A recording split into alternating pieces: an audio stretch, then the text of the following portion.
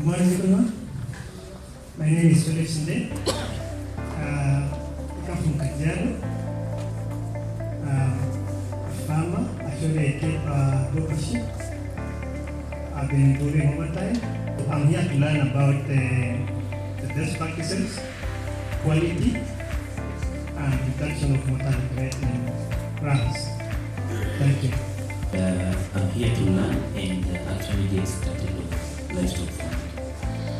I'm a farmer, ready to begin and learn what I need to do. I'm a farmer with mixed livestock.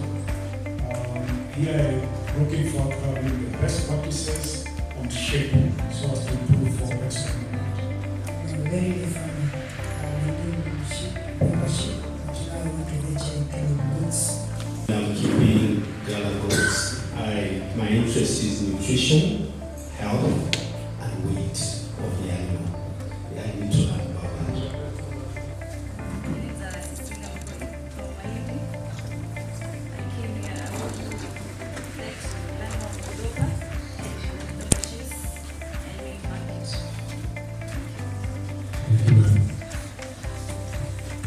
Good morning.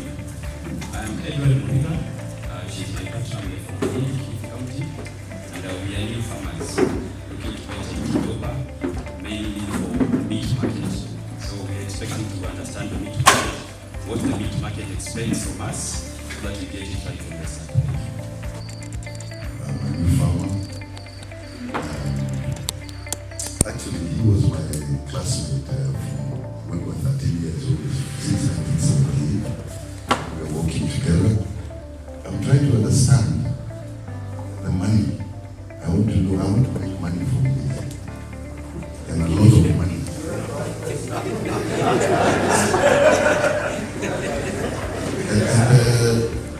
I'm not hearing that loudly, the business side of it. How much can I make with what I have?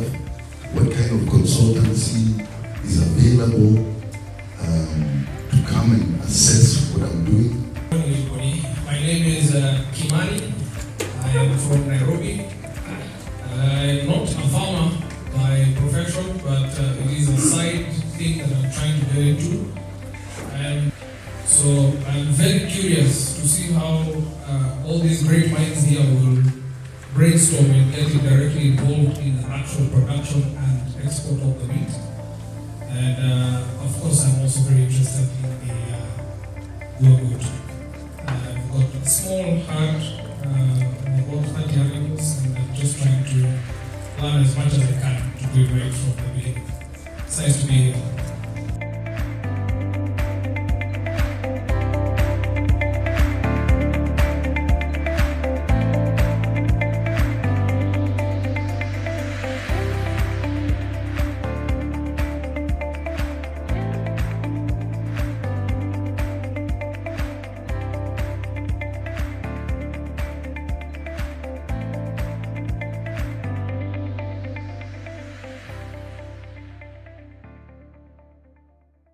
Okay, guys, I've got a couple of questions while I'm still on the floor. It is good that we've done what we've just done, but we took a lot of time, so I'll have to be brief in some cases. But if there's anything that you feel I should talk more about, put up your hand. I would love you guys to participate. Really, tomorrow we're going to do some practical stuff, and as Ralph correctly said, this is where you really learn. In a practical way. We do in South Africa on a regular basis, we do a 3-day course where 2 days we do an official course where you get to know all the breed standards and stuff, but in that official course right through it we do practicals, so you will then be trained, and I'm going to see tomorrow how much time we will have to do the practicals, Rolf, and to take animal for, one by one to show you what you should and what you shouldn't do and what you should look for. That is one of my problems. Is there anybody here that is farming with meat masters, with the meat master? While we are at this topic, let me just quickly touch it. A meat master is a cross between a damara and a doper. A damara is animals that they are a bit skinny and they are not, they doesn't carry that much meat, but they are hard. Look, they can eat stones if they need to. Damaraland is the area on the west coast from South Africa towards Namibia, and then you also get from, originally they're from that area. And the meat master is a sheep that they can really live from nothing. I know that you guys also went through a very bad drought, and the meat master is doing well. On the other hand, the meat master do not like to be in small environment all the time. They need to, and I know we will start with that now. With this now, we farm in South Africa with our sheep and our goats. In a way, I would say 25% intensively and 75% extensively. This is just my system. There's other people that farm with goats and sheep completely extensively. Now, I would like to come to the most important point that the gentleman over there, two of them, where they've started. We have to make money, guys. Nobody will sit here just for the health.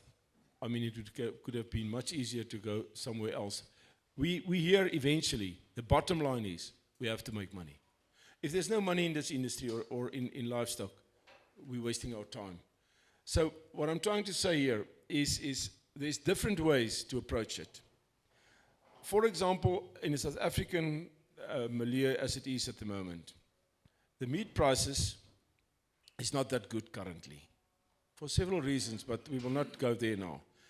If you farm with an animal, if I say an animal, then it would be small stock, intensively in South Africa nowadays, and you feed them in a zero grazing system, there is no ways that you're going to make a profit, or a good enough profit that you can, smile about it. You will be very lucky if you break even. If you bring them into, a zero grazing system where you feed them from the bags, and they do not graze at all. What we do, our animals go out during the day, and they will free range, and they will eat. In the evening they come back. They all come back. What I've seen in your country, and I've seen it all over the world, by the way, and I've also made that same mistake. You should keep in mind, when you bring the animals back, when you bring them back in the evening, it's sometimes by 5 o'clock. They come back, you put them in a kraal or a pen for the night, and you open the gates again 8 o'clock tomorrow morning. 15 hours. 15 hours they stand in a kraal for 15 hours. Many of us do feed them, but you should I always tell people, go back to nature. If you're not sure, go and see what's happened.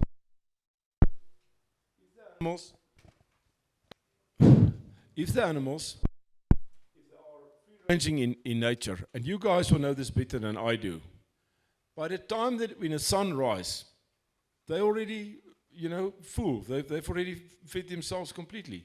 They can lie in the shade for some hours, then they will feed again, and then in the afternoon, they will really come and they will graze, in the afternoon. But during the day, they can stand up and they can graze. That is now this is only for 9 hours during the day. Because you keep them in a kraal until 7 or 8 o'clock, and at 5 o'clock they come back. What are you doing in that very big period from 5 o'clock in the evening until 8 o'clock in the morning? What are you doing? That is important. Do you give them supplementary feed? Do you give them hay? Do you give them pellets? Do you give them lick? What are you doing in that time? I've once made the same mistake with boer goats. They were in a perfect condition when we started. Perfect condition. I've got several farms close to one another, and they went to another farm where we had really good rain. So they went out during the day. The reason why we've got our fencing and stuff is perfect. But, by the way, we had heavy rains now, and lots of the fences washed away. But normally it is fantastic. But we've got predators. We've got black-backed jackal. We've got lynx. Sometimes we even have leopards. So they come back in the evening to protect them. That is why they come back. Otherwise, they could stay outside. Many farmers will stay with them, will keep them outside. If you never bring them in, if they're outside free roaming, then your input, your cost is a lot less, a lot.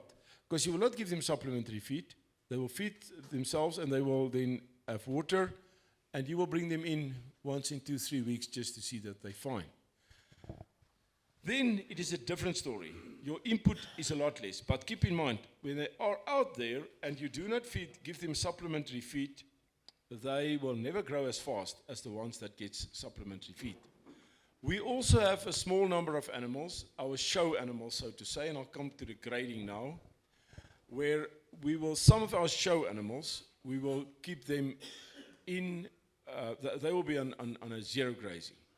They will be, but we're talking about a small number of animals here, 30, 40 animals that we will be showing.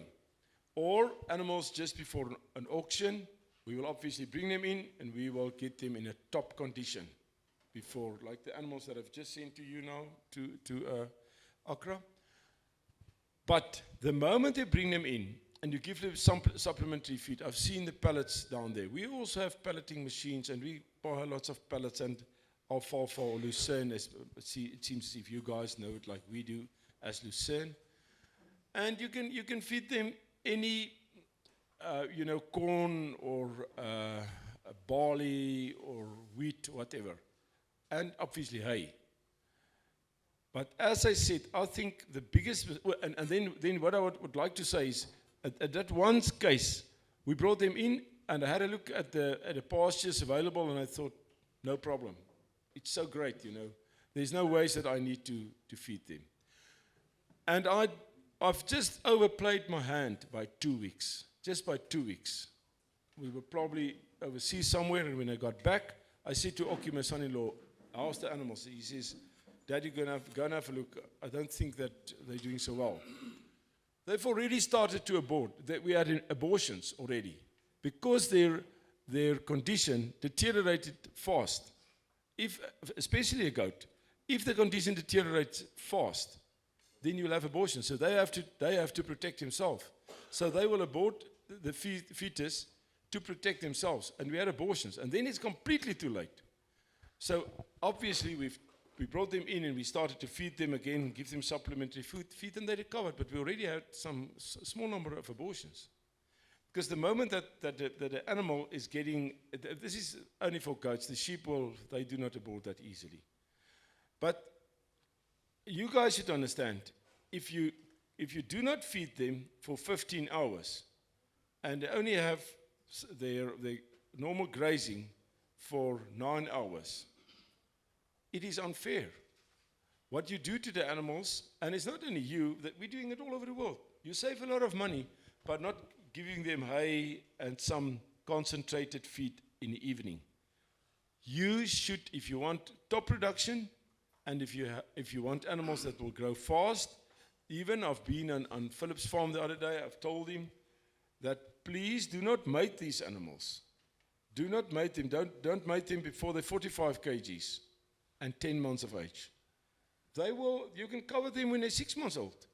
You can cover them when they're 35 kgs. They come and eat, so they will easily accept.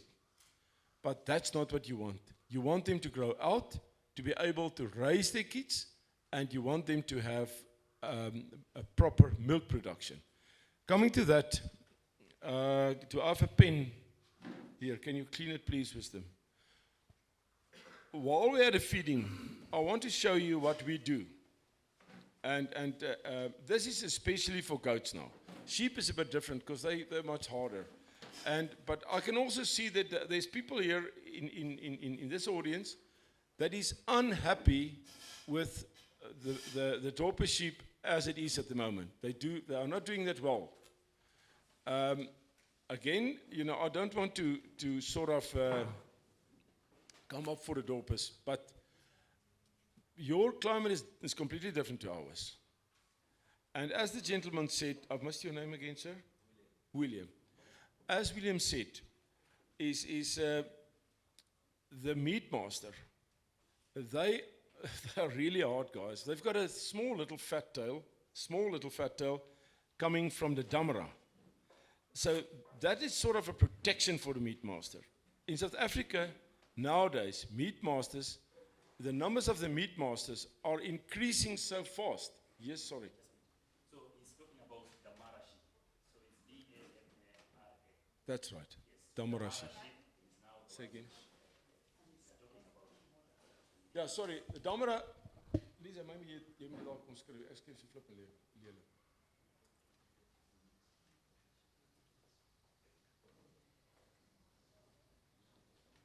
Damara sheep. What am I trying to say here? I am not trying to tell you you should farm with Damara sheep. This is not what your market will demand. They are not carrying a lot of meat, but damn it, they can stand drought, you know, and they are like really flock animals. When you have a problem, you know, you will also see with your meat masters, they always flock together. The moment that a dog or something comes close, they will flock together. That's all that they've inherited from the Damara. Damara is a tough animal. It is not popular in South Africa, but it's popular to do crossbreeding. So the Damara, they brought a Damara in, and for the mother's instinct. I mean, they will kill a dog if they try to attack their little ones. They are really tough. I've told somebody yesterday, we had a lot of Damara and meat masters that we exported to the UAE. And then I could see that the Damaras were not happy. Look, if they come into quarantine, you're not allowed to open the gates. Even if they don't like it, quarantine is quarantine. If you open the gates, the quarantine is broken and you have to start off from the beginning. Just before quarantine was finished, the blood test, everything was done, all was negative. One morning I walked into the pen and I said to myself, wow, they are unhappy. They are already in this pen now for 30 days. Look, we fed them and they ate well. And one of them got out. One ram got out. And there was no ways. Even the border collies couldn't catch him. You know, we've tried our best. And we've got like 6,000 acres where we farm with game, like, you know, antelope and stuff, and giraffes and buffalo. So he was in there. And I've told my people, forget about him. We will never see him again. The jackal will take him tonight. Forget about him. We will get a replacement, which we got.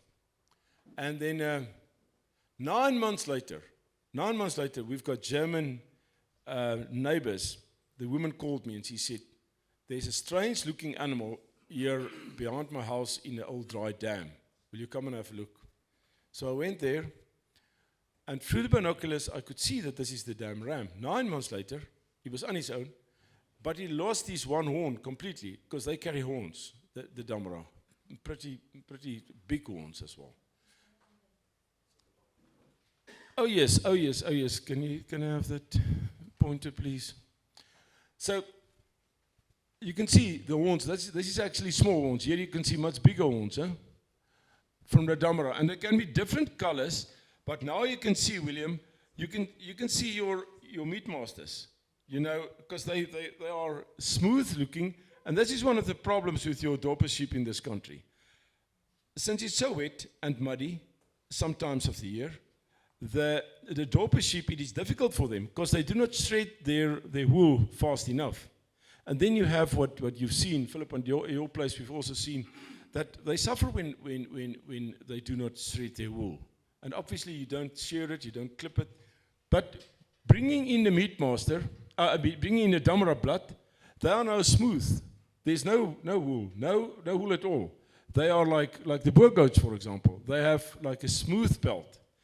And it's easier for them. And as I said, you know, these animals are really so hard and tough that, yes, you will not carry on the eye, you will not carry that much, you know, at the hindquarters will not be so strong, carrying so much meat, but they can stand the drought. The only condition is that you should not keep them in a pen 24/7. They should go out because they are, you know, really. And you guys have the best. Well, I know that it also gets dry here, but you have wonderful grazing. You have wonderful grazing. So people, when you are sort of unhappy with the dorper, you should go and have a look at at the meat master. The meat master sheep in South Africa, I think their numbers more than tripled over the last 10 years, more than tripled the meat master. And the dorper numbers, they came down a lot. Also when it's so hot, these ones do not carry wool, the meat master. Can you put meat master on, please? Do you have meat masters there? They do not carry wool, so they can stand the heat much easier, the meat masters.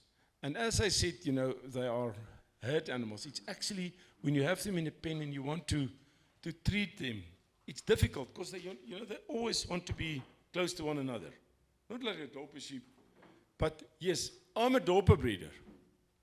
And the meat masters are in a way still in their child shoes in South Africa. But they are multiplying like nothing. Many dorper breeders in South Africa left the dorper breeding industry for meat masters.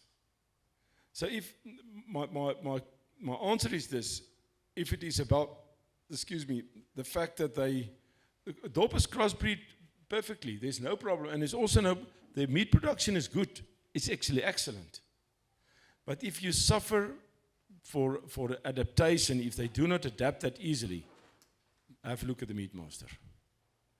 William, what is your experience? If you compare, do you have dorpers as well? I think what I can say about meat master, one thing I've noted in terms of acclimatization in this country, it is doing better than dorper. Number two, when you do synchronized breeding for dorpers and for meat master,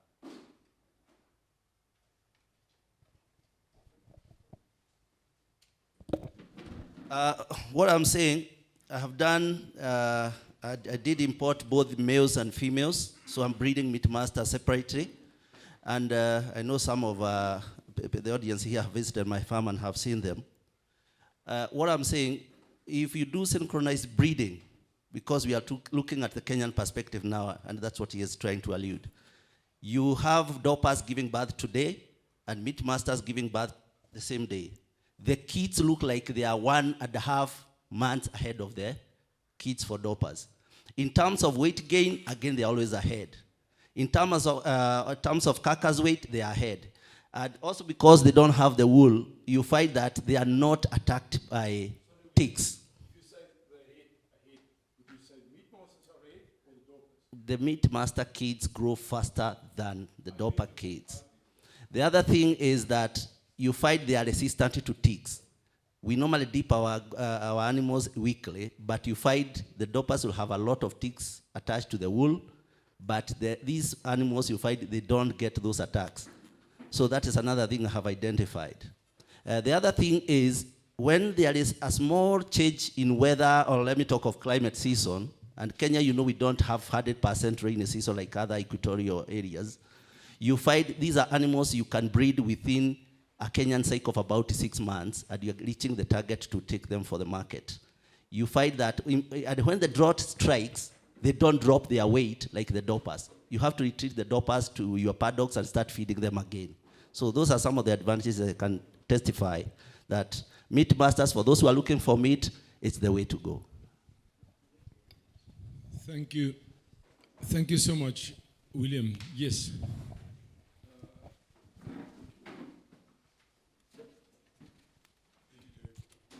My question is to the gentleman who just gave a presentation. Sorry, I didn't get your name. William, huh? William. Okay. What is the reception of the market to the meat master, number one? And secondly, what is you've talked about resistance to ticks, that's pests. What about diseases? Because with sheep, you have enterotoxemia being the biggest challenge. Thank you. I think what you guys should keep in mind here, what he says is 100% right. I would like to go even further. You guys know, why are you farming with a Boron type of cattle? Because they've got resistance against the ticks and they've got short hair. If you bring, I always say, African breeds for African conditions.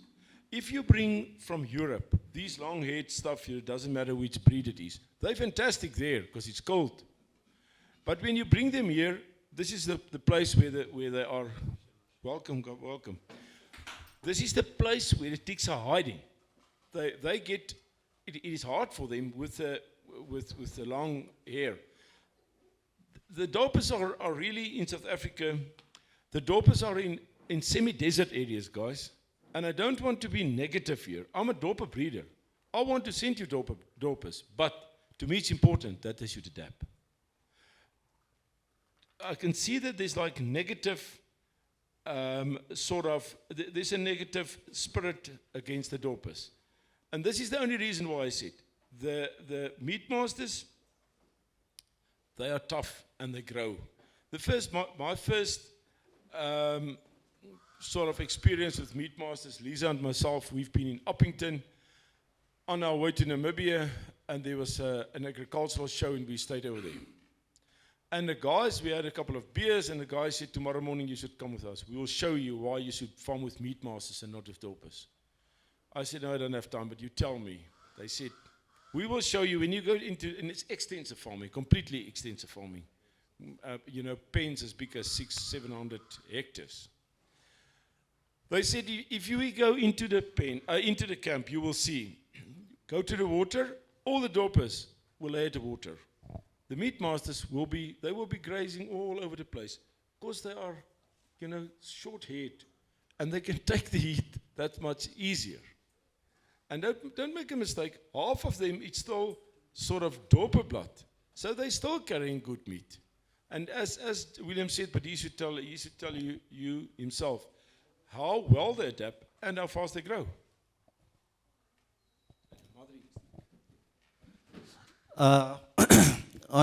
One thing I have noted about also the meat masters is that they are highly prolific.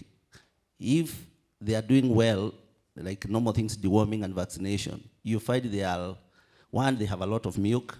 Number two, they are able to give even triplets. And then they protect their kids very well. They have that kind of aggression. I think that's what he was saying from the Damalas. And the other thing I also noted, if you take the measurements from the head to the tail, where the tail starts, you'll find that it is quite a lengthy animal. Even when you hang it, it's like you're hanging a calf in the butchery. And it has a long tail, and the tail again does not have fat. It has a well-distributed meat. So it is not like the Persian, which has fat at the tail. Yeah. So we are not trying to, I am a dorper farmer number one. But in terms of climate change-friendly animal for Kenya, I would still advocate for those who are struggling. The animal of choice is meat master. And if you allow me, I may answer his question. He was asking, what is the uptake in Kenya? Everything that is new, there is always some slow uptake. But I have talked to quite a number of farmers, and I can tell you there are quite a number of farmers who are looking for meat master. Actually, every week I'm having so many calls. The only challenge, you find farmers asking, do you have a meat master ram? To do what? I want to improve my dorper. You have also been told that it is a crossbreed between Damara and dorper. And you are looking for meat master ram to improve dorper. So somehow you'll get some gain, but at least you can see you are receding. Thank you. Yes, you cannot tell me, but Jerry, then you should send us Damara rams that we can cross our own dorpers. I'm not so sure if that is the way to go. Because, you are still upgrading your dorper flock here. You are still sort of trying to get more pure blood dorpers.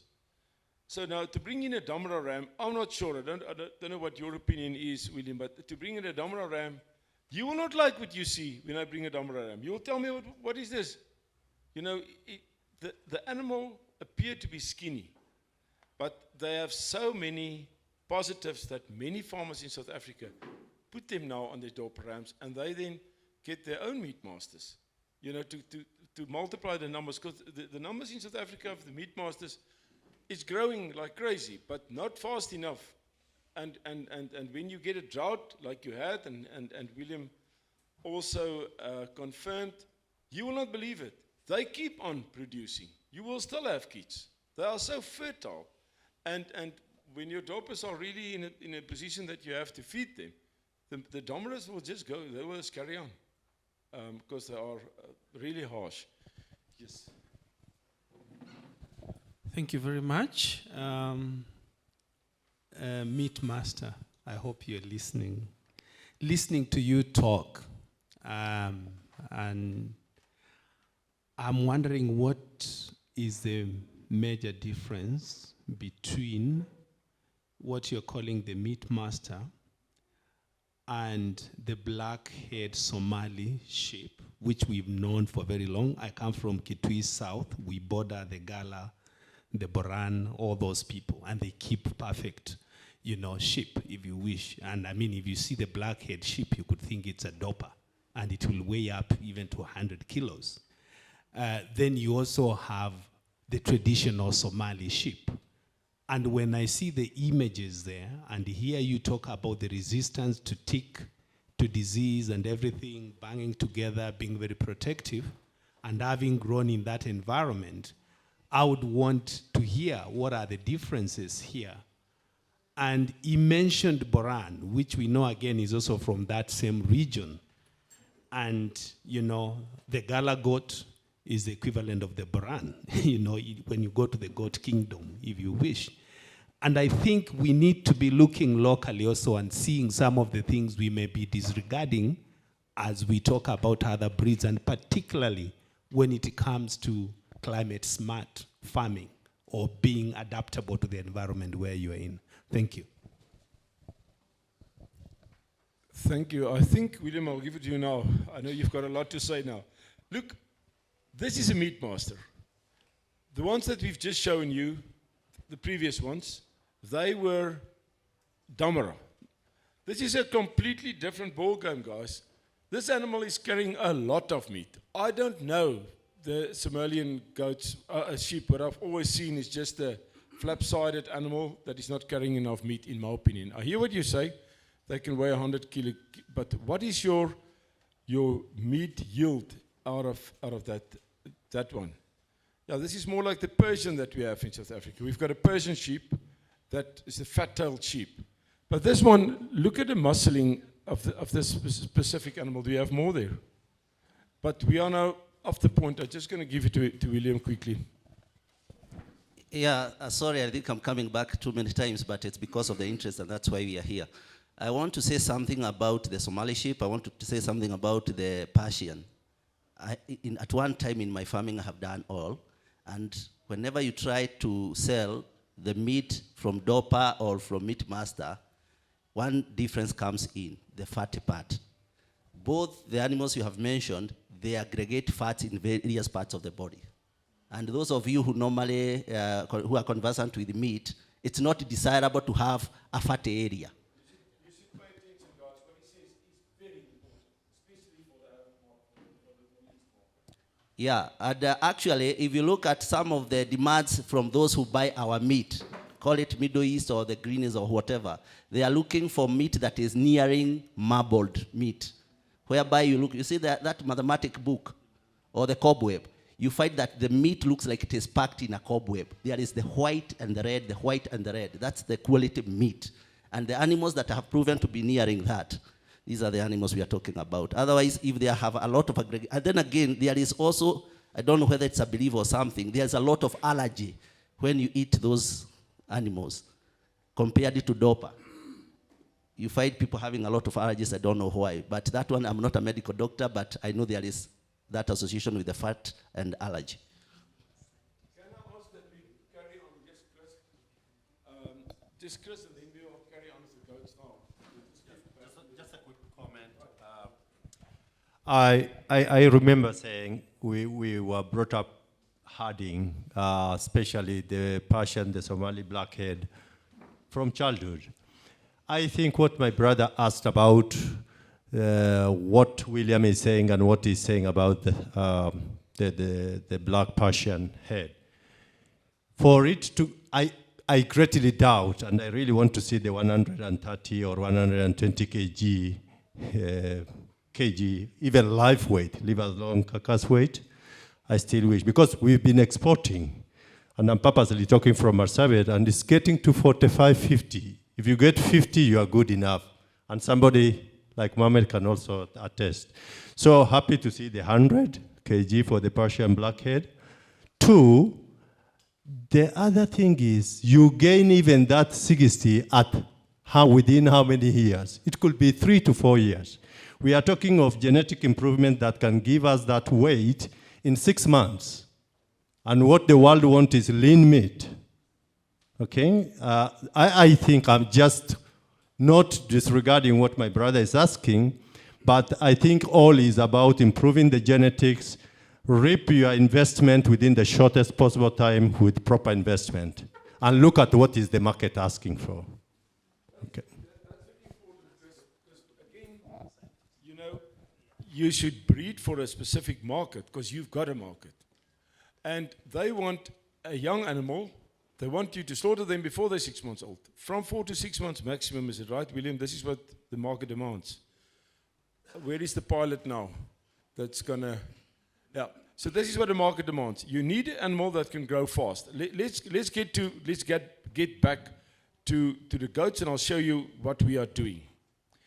We want our animals to grow fast, especially in the first 4 to 6 months. If we slaughter them, we are not breeding for a slaughter market, but in any farm, you always have some culls that you slaughter. We slaughter them before they weigh 40 kgs on the hoof. Actually, if they're closer to 30 kgs, the prices are better. So what you should do is to get them to 30, 35 kgs as fast as possible. You want them to slaughter when they're 4 months old. And then the Middle East market, they will come and, you know, you will not have enough animals to move. But what we do, we feed our animals from the 5th day, when they're 5 days old. We start feeding them creep feed. So they get a high protein, low fiber, creep feed when they're 5 days old. Normally, they start to nibble when they're 5 days old, but when they're 7 days old, they eat. And if they don't want to take it, obviously the pellet should be small. We have a pellet that we use, the size of that they use for chickens, for example. Yeah, rabbits. That's it. So we use that, and then we put some molasses on top just to attract them to start eating. What we do with the creep feed, we will have in a paddock like this or a pen like this, in a corner, we will have a small pen where only the kids can go through. So they can go through, you know, at lip. Through the day, they can go through there and they can eat. So the advantage of this is, when they're small, the pellets are expensive because it is a very high quality feed. But they eat so little that, you know, it is not making a big difference on your pocket, but it's making a hell of a difference on their growth rate. Because now they grow much faster because they eat, and they also do not take that much from their mothers. So we wean them when they're 2 months old. We wean them. Then they weigh between 20 and 24 kgs when they're only 2 months old. 18 kgs is our cutoff. If they do not weigh 80 kgs, 18 kgs, they should be out. We will not breed with them because then there is some other problem. Keep in mind that we will still consider when it's one of a triplet, you know, we put it on logics, which I will also show you. So we have all the records. It is important that you have record keeping and not just thumb suck of what this animal, what a growth rate was and what exactly, when they've been weaned, etc., etc. That's important, guys. Not just thumb suck, because if you guess, you will never know. If you measure, you will know. So by doing that, we can take we can wean our lambs and kids when they are, we talk about sheep, lambs, and the kids for the goats. We wean them when they're 2 months old. But the females will then have 2 months to recover and to come into the synchronization program for the next AI. So they have 2 months. By doing that, we The females will kid every 8 months. Every 8 months, they will kid. 2 months, they will be, with the kids. Then 1 month to prepare, and then again, 5 months they will carry. So the point is that we have 3 kidding seasons in 2 years. 3 kidding seasons in 2 years. If you do it more intensively, then obviously you have to, you want as many kids as possible. And somebody asked me yesterday, what is your kidding percentage? That is not important. What is our weaning percentage? It is like ostriches laying eggs. You've asked something about ostriches. We have females that are laying 80 eggs and even more per year. That means nothing. How many chicks do you hatch from in incubators from that specific female? If you had 60 chicks, hatch 60 chicks or 65, that is great. But if you have 80 eggs and you only hatch 20 chicks, it's all about the chicks, not the eggs. And exactly, we have a kidding percentage of 220, 230%. But the winning percentage, the number of lambs and kids that you win, this is where your profit comes in. If you lose more than 10%, you should go and have a look. There's some very big problem somewhere. But again, the winning percentage. And this is for goats. While I am at this topic, I'm just quickly going to show you, as I said, we farm with our breeders semi-intensively. I'll just show you how we do it. We will, if I can draw a graph here, they will be on just a normal diet where they will go out into the veld. In the evening they will come back. They will get some supplementary feed. Then, just before we start mating them, or we do artificial insemination, and then after, by the way, how we do it. We do artificial insemination twice, in the morning, in the evening, and in the morning. Then 17 days later, we will put in the pickup buck. They will actually just cover the dose that's not being covered by the artificial insemination. We give them one chance. So they will do the artificial insemination. Our success rate of the artificial insemination is between 60 and 70%, which is much less than for cattle. But it is much more difficult with goats. I'm not talking about goats here. Then we will put the buck in with them for 17 days. We normally do it 18 or 19 days just to make sure. One more cycle. They will be with the rams for one more cycle. Then we will remove them. We'll take them out.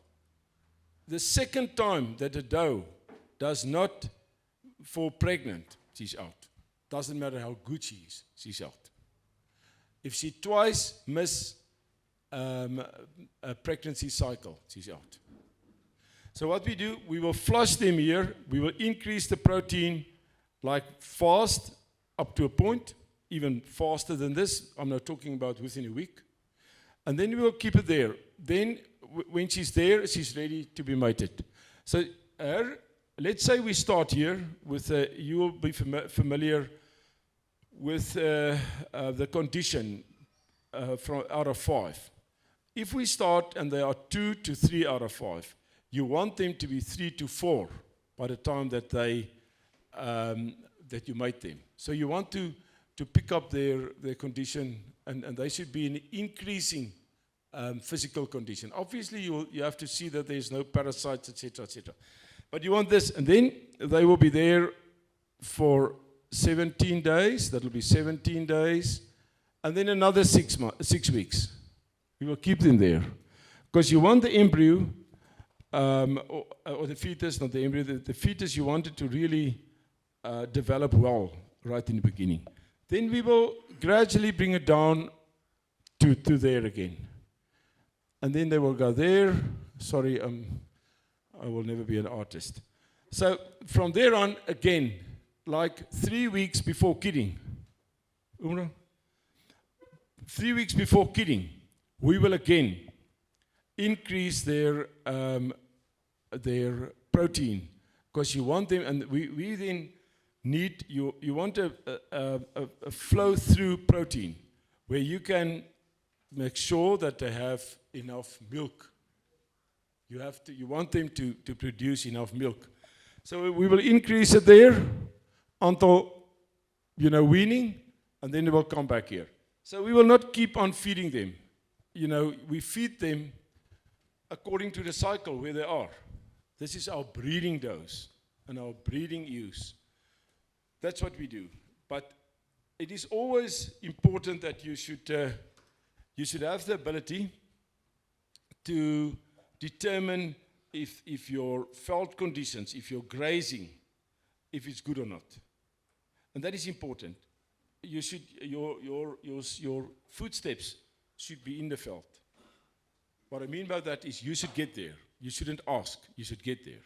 And you should see, there's, for the goats, there's enough leaves to eat, and they're doing well. Then it's fine. And you can then, because at the end of the day, you don't want to be out of pocket with all the feed that you're putting in. Again, what I'm trying to say here, this you can only do with full blood and pure blood animals. What is the difference between full blood and pure blood? That I've learned from the people in the Middle East. I was not sure. According to them, because we've never used the terms, because we're used to, pure blood animals. What they call pure blood, if you breed them up from F1, let's say you start with a Dorper sheep or let's say boer goat on a Gala goat, and you breed them up onto a point where they will be pure blood. Then you have pure blood animals. The full blood animals is where they've never been crossbreeded. In other words, they've been born out of a father and a mother that was 100% boer goat. This they call full blood. But what I'm trying to say, if you start feeding animals intensively like I do, you should get a premium. What do I mean by should get a premium? You should get definitely more money than you get when they are just free ranging. Then you can go with a lot less because your inputs are so low. The moment that you start feeding them, you should get to a point where you should be able to sell your own rams and your own buck to the local people. I'm talking about pure blood here or full blood animals. That you should have a market for that, which you have in this country. You have it in all of East Africa. I mean, there's people from Tanzania, there's people here from Uganda. There's a big market for breeding stock. What I'm trying to say is yes, you will, and there's always some sort of people in each and every country that will take the opportunity and which will start. They will start breeding for their own country. You can imagine if I sent animals here, it is crating, quarantine, freight, veterinarians, etc., etc. There's a lot of cost. If you breed them here, your neighbor or people from Uganda will drive to your farm, they will load it up, they'll pay you in cash, and that's it. Khalas. Khalas. So what I'm trying to say, you can do it much cheaper than we can do it. I know it's not good for my business, but nobody's stupid. I mean, you guys should come to a point that your offspring, you should take care of your offspring in order for your fellow farmers to come and purchase from you. And there will be some of you that will do it, definitely you'll do it right. On the other hand, your female offspring, there's always a market for the female offspring. That's easy. Even if you want them to be slaughtered, which I don't think it will happen fast in this country, you can slaughter them. You will take out your poorest ones, and they will be for the slaughter market. Even if you're in your rams and your buck, you will take out the poorest ones, and they will be slaughtered. For the rest, if you feed them correctly, and you have superior animals, you'll have a market. And there was a gentleman at the back there, he asking, where's our market? You have the market, there's like 100 people here, guys. 1 or 2 of you, or maybe 5, are already breeding animals that is good enough for your neighbor or for the neighboring country to use as a pure blood animal.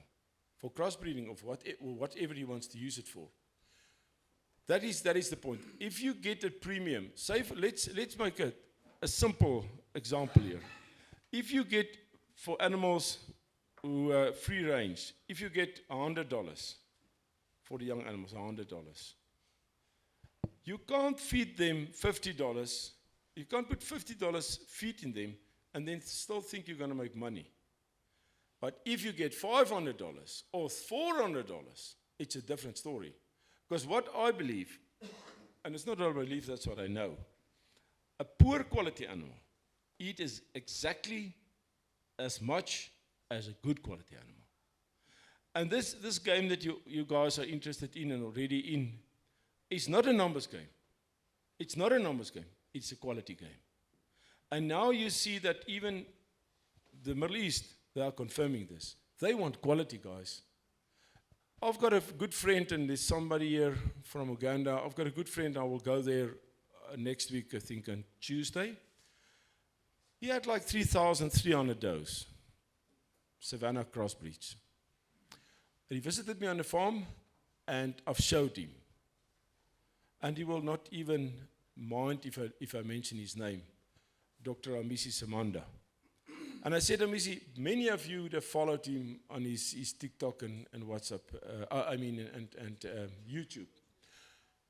I've explained to him that you can make more money in your own country by having 300 does instead of 3,300, but have quality does. And when he was on the farm, he said, no, Jerry, I don't agree. And I said, well, that's great. There's the figures. He called me back when he was back home, and he said, the penny dropped. Please send me $25. So I said, what did you do? He said, I've already started to sell the tail, as he says. I will start to sell the tail and slaughter the tail. I will have to increase my quality. And now he has his own restaurant and putting a lot of the meat through the restaurant. And again, guys, you should understand that it is expensive to start. That's 100% right. It is. But it's not rather if your budget allows you to start with 10 animals. But these are just selected flock animals. There's nothing wrong to have selected flock animals.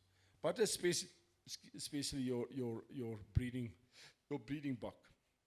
See that you purchase the best animal that you can actually afford.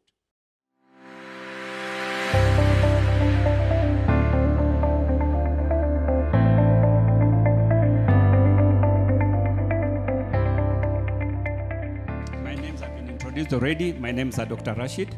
I'm the officer in charge, Jomo Kenyatta International Airport, with the Director of Veterinary Services. I want to give you briefly what we do in the airport. Many of you would wonder what the veterinary department is doing in the airport. Our main mandate in the airport, as the Director of Veterinary Services, is mainly to control, verify the documents, ensure that anything that comes into the country and anything that is exported are completely disease-free. Our mandate is mainly dealing with animal and animal products, veterinary medicine, semen, blood samples, live animals.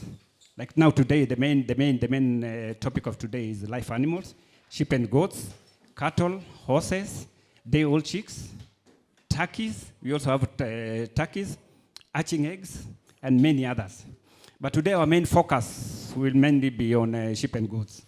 So what are the conditions that is when a farmer wants to import an animal? What are the conditions that somebody goes through? I think William is here, is well better informed. So the first thing you need, you got to have a breeder. A very, very, very satisfied and a honest breeder like Caro. Caro, did you show them the YouTube on your farm?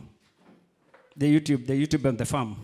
It's quite wonderful and is producing very good animals and is also a satisfied judge. So once you want to import an animal, the first thing you do, you will have to have certain conditions. You have got to go to what's called an import permit. An import permit is gotten from the Director of Veterinary Services. This is now the work of the agents and anybody else, but you personally can also apply for an import permit. An import permit will give you conditions that before the animal is brought into Kenya, it has to fulfill certain conditions. Which are these conditions? That the vaccinations has to be up to date. The animal has been examined, blood samples has been taken, ectoparasite control and endoparasite control has already been done. The animal has been put in quarantine for 21 days to ensure that the animal coming to Kenya is completely clean and it is adhere to the conditions. That is one of the conditions of an import permit. Before that, you send the import permit to South Africa. South Africa now will give us what we call an export permit. An export permit agreeing that they will fulfill that conditions.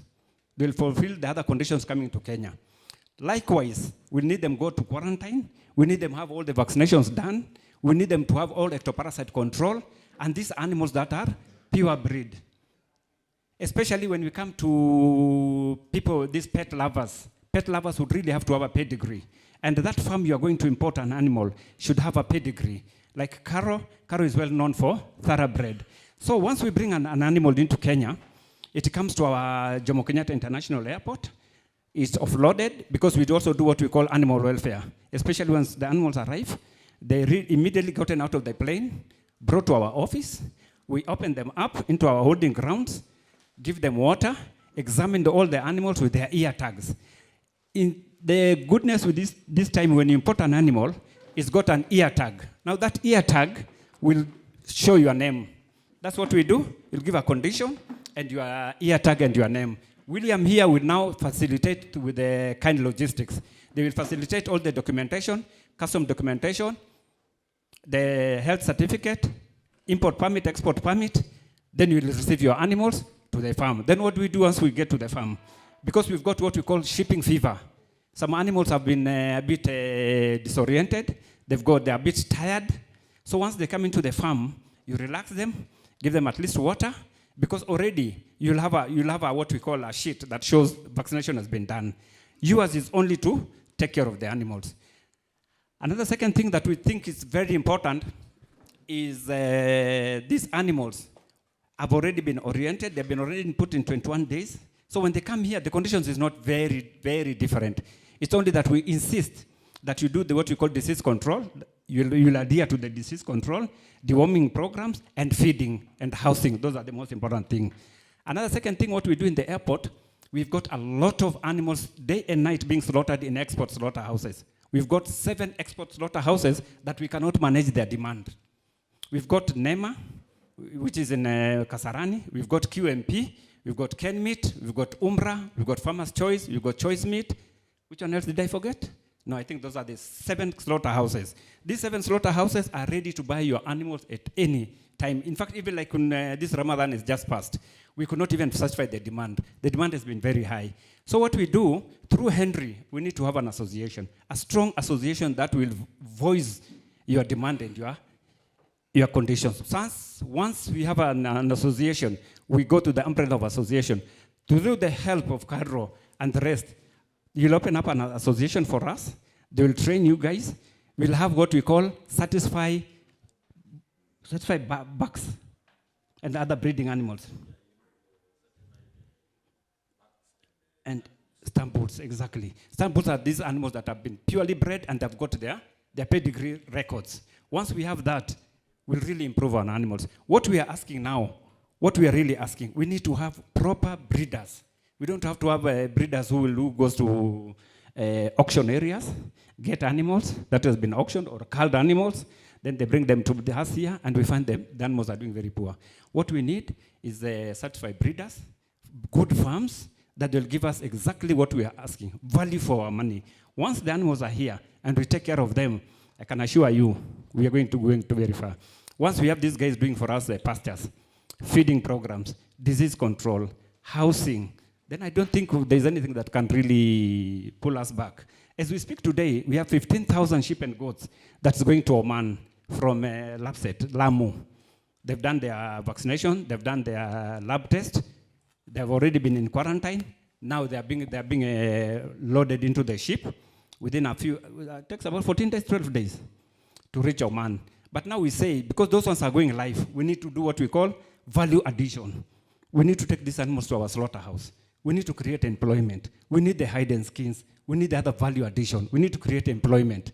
That's why I'm saying if we could really keep these animals within our farms and we have the demand and you really guys can supply, I think there's good business for us. Once we open an association, I can see we are really going to prosper. But once we are divided, no one will listen to us. But once we form an association, we have a very strong association. We get people who will really assist us. We got very good breeders. I think we'll really have to set up. We cannot always be talking about food security, and we don't take care of our animals. I'd really take this other time for anybody who's got a question. Please entertain questions so that we can interact. It becomes a two-way.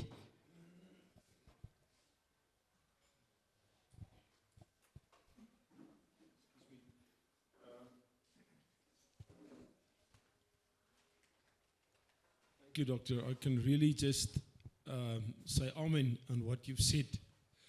What you guys should understand, guys, is if you try and market your animals on your own, you become a price taker.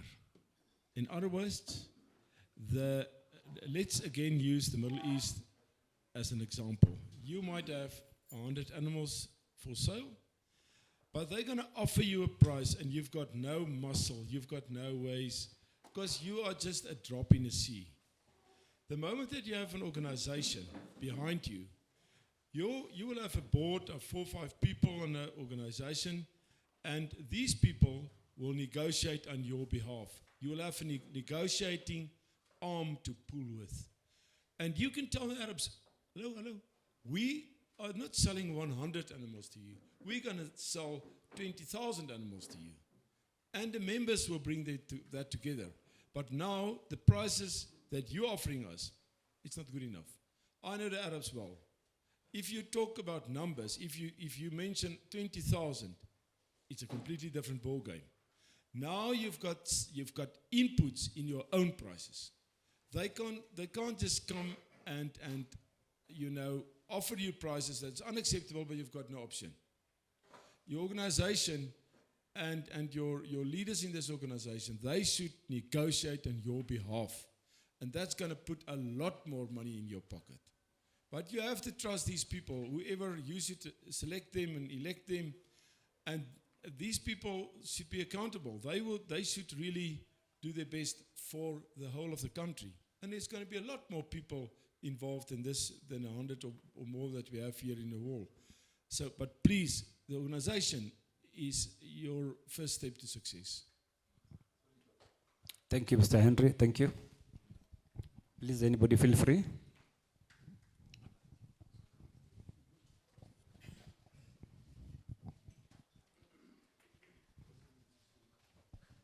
Yeah, on behalf of the people who are starting out, we need like a database of vets to use to advise us on medication, dipping, and all these kinds of things. Because we end up just looking for the local vet, and sometimes they are not necessarily specialized in, I don't know about how the training is. Is there like a specialty for livestock and maybe other animals? I'm not sure. No, once a veterinary graduates from the University of Nairobi or any other university, he does what we call animal diseases. Now, when he comes out, he can specialize. He either goes for large animals or small animals. But any vet can treat any animal so long as he's graduated and he's passed through the course. Yeah, because like some of the products I've seen here and even some of the techniques I'm hearing about, my vet has never talked about them before. So I'm starting to think maybe he's not quite so qualified. So we're having what we call quacks. We're having problems with quacks. Yeah, you know what I mean by quacks? Yeah, if you could help people who are starting, and I think I speak for a lot of people here who are getting into it, we need assistance in recommendations based on the area where we are farming. Then I would really advise you to go to the veterinary office and the sub-county offices, because each has got a DVO and sub-county veterinary officer. Because these days we have a problem with the KVB, with the quacks. Everyone pretends to be a doctor, the HAs, the quacks, and that's the problem you have. But I would really be very pleased whenever you are in the county, the sub-county, just go to their office. You'll get a qualified veterinary who will really assist you and go and make you through. Thank you. So probably I understand what he's saying. I understand what you're saying because when I got my first savannah, a guy came with a white lab coat. And a white lab coat and automatic syringe. You get, it's called packaging. So the moment you see a white lab coat and automatic syringe, you say, this is the guy. This is the guy. And then he injects. You know, all the gala goats is injecting. You say, wow, this is the guy. So unfortunately, whatever he was vaccinating against is the same thing that took some of the gala goats. So that's why I would say, sometimes even farm visit angle assists. You're seeing there's Mayfair in Narok, there's Acacia Vales here. So sometimes you just visit and say, for instance, I'm not blaming the vets. I will say it's an area of specialization.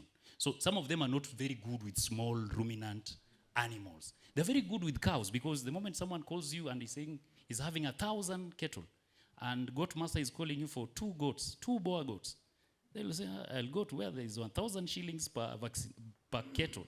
So that's why it's an issue of specialization of the vet who is in small ruminant vets, because there are so many vets. Myself, I'm not a vet, but I engage severally with vets from experience, because there are certain diseases that have taken my animal, and I had to take the risk management initiative of learning and understanding what is, and a post-mortem is a basic thing. You know, some of us, you try to do traditional farming. One goat dies, you're like, oh, ni moja tu, it's just one. But you see, it might be a viral disease in the farm, and you're having 1,000 animals. The same way as training. You tell someone, come in a forum, it's becomes a problem. But you come here, you hear from wealth of experience. The daktari there, Gary gives you his perspective. Other farmers, you see, one tree cannot make a forest. You are farming in a different zone that I've never farmed. I have some guys from Tanzania, they're giving perspectives. So that's why I will say, the database, or anyone who is a professional has a number. But you see now it's an area of expertise in certain domain. So that's where now the farm visit angle might come in. Thank you. It's the same question, just to know how veterinary doctors handle your animals, and it's the same question. So I think that's it. Guys, I think what is important is you should, as Rolf just said, and I want to confirm that as well, you should develop, as I always say, you should develop an eye. If you walk into the paddock, if you walk amongst your animals, you should see and you should pick up animals that is not healthy, that are not good looking, and animals that's not happy, that there is something that you need to do. And soon you will pick up yourself. I mean, in South Africa, I can't think, and I thought now while we were talking, I don't know of one single farm, and there's animals, farms with thousands of animals, where people have their own private vet. When you go overseas, many farmers have their own vets. I've been in Egypt on a farm, they have a small number, they've got 3 vets. By the way, they fired them after I've been there because they do nothing. So, what I'm trying to say is you should become, in a way, your own vet.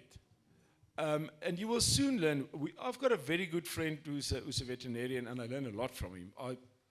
Excuse me, I'm very fortunate that I have him, on my doorstep, and I can talk to him. But you shouldn't leave everything to the vet. Sometimes the vet can't come within 48 hours or whatever, but by the time the vet arrives, your animal is dead.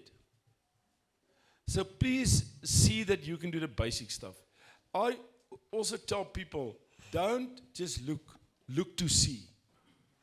If your animals, if they are, my grandfather, he used to teach me how to see an animal that's limping. You do this. When the animals are in front of you, you do this. Some people can't do this. I see when the car got stuck, he can't do this. You do this, and then you will see when the head of the animal, when he does this, it's limping in the front leg. But you can easily see, but you have to develop your eye. We will see tomorrow. I'm going to show you what to look at when you select your animals. Same story. You should develop your eye. Everybody can do it. All you need is passion. All you need is passion. And obviously leadership to show you what to look at.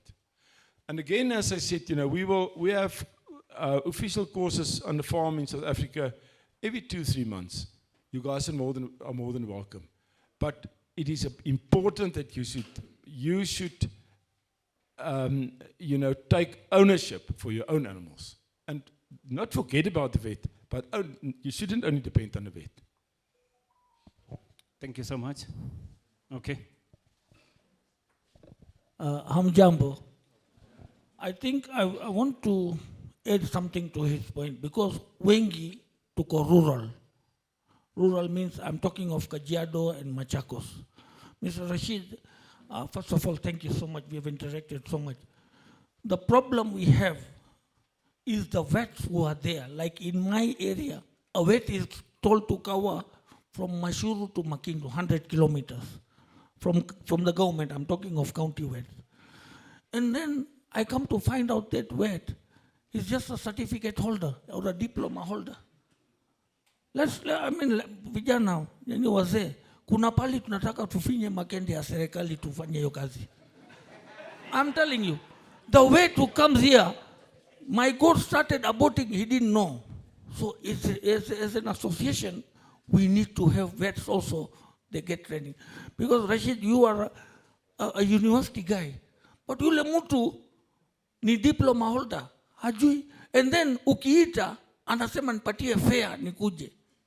So as an association, I agree, Henry, we need to work out a strong association where tunaweza kushika watu koo.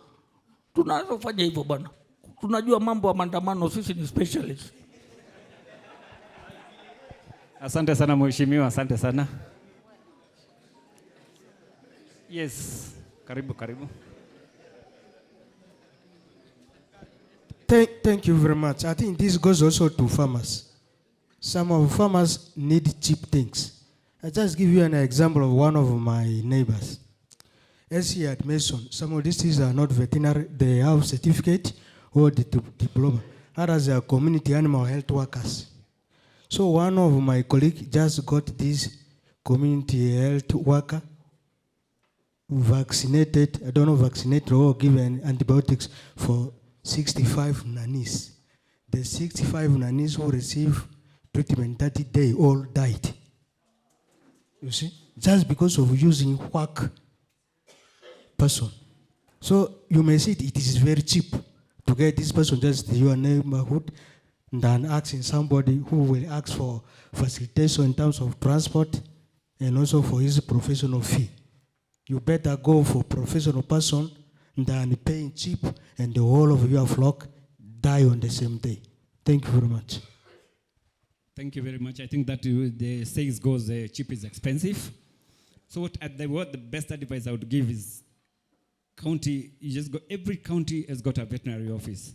That's the place where you just have to go, take your case. They will be facilitated with a vehicle. Nobody will ask you for fare. The doctor will come and do the work. You've got a different opinion? Why? Okay, give me your opinion.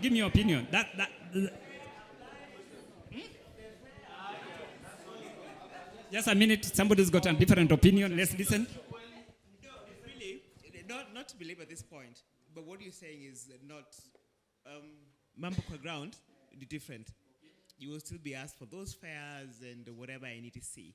But really, I think the point we should take from this is here, become your own vet.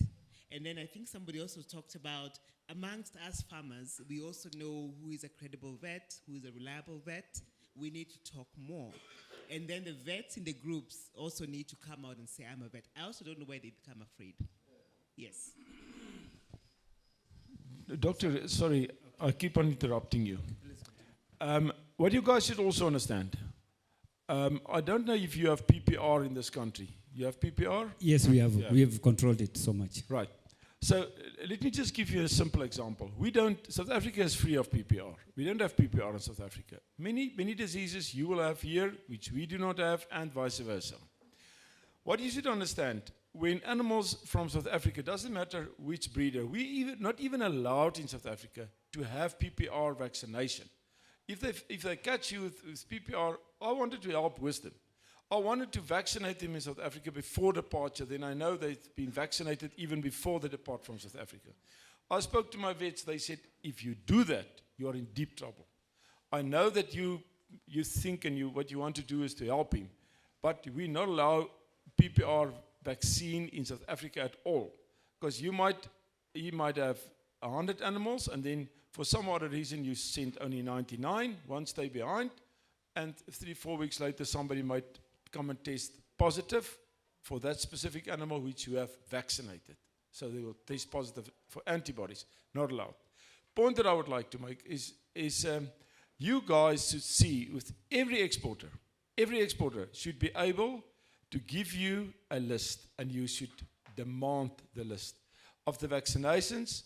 And I know it is on the health certificate that the veterinarian sent from South Africa, but it's not always covered everything. And there might be stuff on the health certificate, like the gentleman said, 30 animals just died.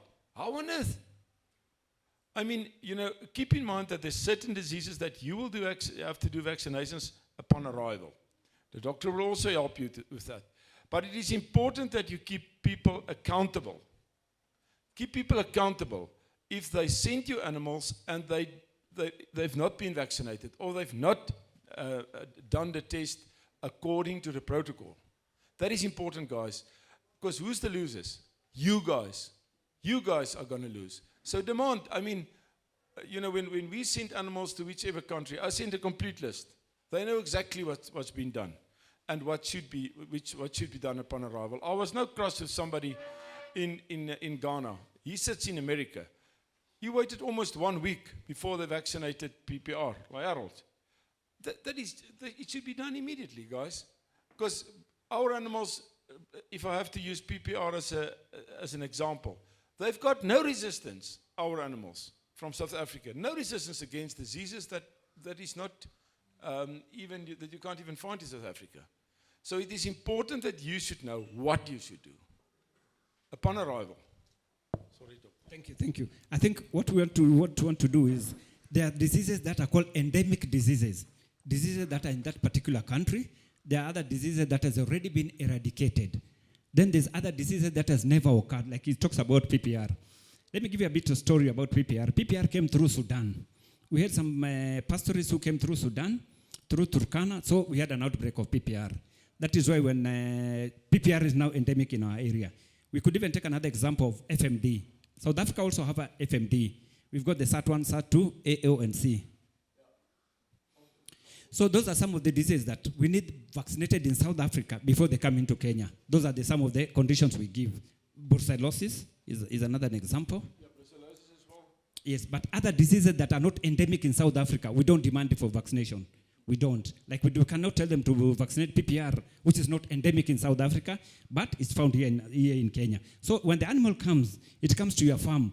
You really have like CBP. You don't have CBP, contagious capillary pneumonia? You don't. But here we have. So once the animal arrives, I think those are some of what we call the vaccination protocol. You could ask a vet, especially the sub-county vet, ask them about the protocol of the vaccines. Then you go through so that we don't have any animal dying. I think that's quite clear. Yeah, absolutely. I agree to that, Doctor. To touch on FMD. In South Africa, the foot and mouth disease outbreaks are next to the Zimbabwean border, next to Kruger National Park in Mozambique border, and then we also had outbreaks in KwaZulu-Natal. And the province where we are, in the Western Cape province, is historically free of foot and mouth disease. It's a very big province. Same goes for the Northern Cape, so from Cape Town up to the Namibian border, and then deeper in, I would say 500-600 kilometers. These two provinces cover, even 800 kilometers covers everything. So the outbreaks of foot and mouth disease, which we have in South Africa, is 1,500 to 2,000 kilometers from me. It's quite a big country. Those of you that travel the country will know. So the chief veterinarian officer, he declared us, it is not by the OIE in Paris in France, but the chief veterinarian officer, he said, this establishment of yours, it's so clean. As he said, you can even, if you can find foot and mouth disease on this premises, I will eat the foot and mouth disease, he said. So he's the chief veterinarian officer. And what I'm trying to say, guys, we shouldn't play with fire. You can imagine animals arrive from wherever, and they come to Kenya, and there's an outbreak of some disease that is not endemic in the area, yes. What is going to happen? People will come to you. They will ask you, these animals of yours, they've now tested positive for this and that and the other. It happened now in Egypt. People sent animals there. They've never been tested. And when they arrived on the other side, they have they started to die. And the Egyptians started to test, and they've tested positive. So the Egyptians refused to pay. They had a deal, a written deal with a letter of credit, and they said, sorry, we're not going to pay. And a lot of animals died. The guy in South Africa, he's almost bankrupt. He lost his land. He was, scrapped from the list of breeders. He's not a breeder anymore. And because he jumped the gun. And that is important. We have to respect also, the health status of both countries.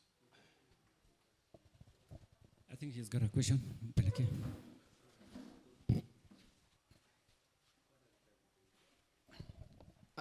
I think for purposes of this training, it would be good if you did share the vaccination schedule of these animals that we bring in, so that every one of us can know that once you have an animal, you start with this vaccination, this, and after how long per each vaccination. I think it would be good for us to know, so that... I think that's a very good question. Wherever you bring the animals, it goes to different locations. Yes. Let's say like there was an outbreak of CBP, contagious caprine pneumonia, in a certain location. So once the animals comes into Kenya, they come with what we call the health certificate. They come with all the vaccination. But now the endemic diseases here, we really need to vaccinate them. Once you go to the locality, to your various locality, let's say you bring cattle, and then you're supposed to take them to Naivasha or something. And then Naivasha is also an outbreak of FMD. The first thing you do before you take it to your farm, you do the vaccination. Once they go to your farm, they are very clean. Because in different locations and different areas and different locations have got various. But the endemic diseases that are outbreak here has to be covered. Yeah, so that's what I'm talking about. Like, maybe you can enlighten us on those endemic diseases, so that we can, those general ones, not just region locked. Okay. Yeah, you can enlighten us on that, so that we know which vaccinations to... Yes, that's like now for sheep and goats, we've got CBP, we've got PPR, we've got Ovan scripts, and I think quite a number. I can share with Henry. Yes. Henry, I can share with you the vaccinations that are really needed with different locations, so that we cover them up. But the most important thing, as we said, proper housing, proper feeding, and ectoparasite control and vaccination, I think will really make it. Thank you.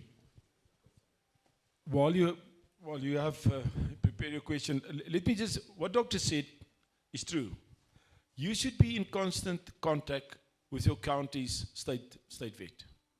That guy will know exactly what you should and what you shouldn't do.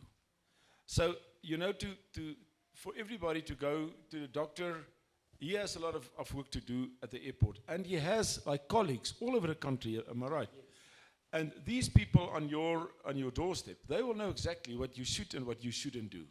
They will be able to tell you. Another point that I would just like to make is, when I was a kid, many moons ago, I can remember my dad would have given me, the vaccination and, and all the equipment to vaccinate a herd of 200-300 animals, and then the next herd. And this is how we've done it at that stage. And the veterinarians believed that you should do everyone from A to Z. Now, and you have to listen very clearly, they've changed over the past 5 to 8 years. They've changed the attitude in South Africa completely. We try to build a resistance in the animals. So if an animal is healthy and looks well, we will pick out the ones that are not looking good. But that you should have experience. And you should be hands-on. It's not going to help you to sit in Nairobi and see your animals once a month. Then your manager should be really on it. He should be on it. And Daisy, you should stay on the farm, just as he can stay in Nairobi. So, so what I'm trying to say is you should be hands-on. But we've seen, in the beginning I said this is nonsense. I don't buy this. But okay, they've met Oki on the farm. He insisted, he's a young man, and he insisted that let's give it a go. And we've done it, doctor. And now we can see clearly that some bloodlines, even some, animals from some farms, they have a lot more resistance than others. So we try, if an animal, I've seen the other day, that quite a big doe, she's about 18 months old. She had, but she's in a perfect condition. She was just ready for an auction. And she had tapeworm. It was in her dung. And I said, you know what, the doe, she's in an excellent condition. In other words, it is not affecting her. She has bold resistance. Look, normally tapeworm will be on the kids when they drink milk and whatever that you all know. But what I'm trying to say, if you are hands-on, or your manager is hands-on, then you can, just, you know, by doing the animals that doesn't look that well, and you can clearly see when an animal walks in front of you, you can see, does that animal need a medication for internal parasites or not? When they are shiny and great, I mean, don't care what, you know, if they have a tapeworm, she's over it. She has resistance now. And that is important, guys. We work in Africa with animals that normally has resistance. Many of these animals would have never made it if they didn't have resistance. So one shouldn't overreact. But again, and this is the important thing, you should be hands-on. If you're not hands-on and you see your animals once a month, it's not going to work. But many of you guys have managers that's really hands-on. Thank you, Mr. Henry. Thank you. Yeah. Can I? Yeah. Okay, 1 minute. Yeah, thank you very much, Daktari. So my question is around the cost of these vet services and the vaccines that the animals have to be given from that side and this end. And I wonder if someone else will be telling us about the clearing costs, you know, per animal once it lands here as well. Yeah, thank you. Yeah, I would like to tell you about the vaccines. Vaccines depends on the which vaccines you are using. But Kenya Veterinary Vaccine Production Institute, I've got a whole list and they've got the whole prices. I really can't tell you about the prices. But once you go to, that's why I'm saying association would really do us very strong, because if you buy through the association, we're going to get a very good vaccines and at a very good rate. But as an individual vet, to come all the way from the counties to come and buy the vaccines, then take it back to you and then bring it to your farm, at least he has to top up. That one you'll understand you'll have to top up. But if we can have an association, which I really request Henry to spearhead us with this, form an association, we all agree to, then we have what we call one voice. Our voice is going to be very strong. I think I've answered your question about the vaccines, but about clearance and what have you, Madam, can you do? South Africa side, any idea on the cost of vaccinating from that other end as well? I think Henry will be best placed. Look, again, we will get to the cost of importing from South Africa and what the cost will be on the South African side. This side, it also depends a lot, guys, on the size of the animal and how much space it will take up in a crate, and will it be small, will it be big? I mean, you know, we have buck that is 150 kgs and we have buck that we export when they're 40 kgs. So you can imagine the bigger buck will be far more expensive because the weight and everything. But as far as the clearing cost is concerned, I think Clementine, she might be able to help you more about the clearing cost, because she's the clearing agent this side. But yeah, we will work on the cost, and I will give you different scenarios before I go back to South Africa. William, you had something to contribute? Please, go ahead. I think I just felt I need to say something because I can hear all of us are talking about vaccines, diseases, and the vets. I just want to share, because the best teacher is experience and benchmark. One thing, if you have more animals, I would advise you, please, among your workers, employ someone who is competent. Then among the workers that you have, ensure you take them to veterinary training, not the school, what you call the paravets. You can attach your employees, or you can just discuss with the sub-county vet to come to your farm and induct your people on basics, not everything. But now, fast forward, one of the major problems we are experiencing, and if you open your Facebook, you are going to see someone asking, where can I buy gala goats? Who has gala goats? Who has doppers? What do you do next? You just call. The next thing, you're sending a vehicle and you're bringing the animals. One of the things you should never do, and I'll give you an analogy of even poultry. If you vaccinate your poultry, you have your chicks, you have your cuckoos, and all of them you have been vaccinating. Then you go to a church service when we have those things called harvest season, and there is a cock that is being brought in the church. So what happens, because I'm the guest of honor, I'm given the cock. And instead of going direct and slaughter, I decide because it is late in the evening, let me put it in there with the other poultry, then tomorrow I'll slaughter. What happens? Those who have ever experienced that. If it had any disease, it wipes the whole flock you had already secured for all that long time. So those of us who buy animals, I'll advise you for once and for all. If you're buying animals, it is advisable because vaccines in Kenya are not that expensive, I can assure you. I can assure you. For example, 100 doses of CCPP is about 1,000 from Kabete. Yes.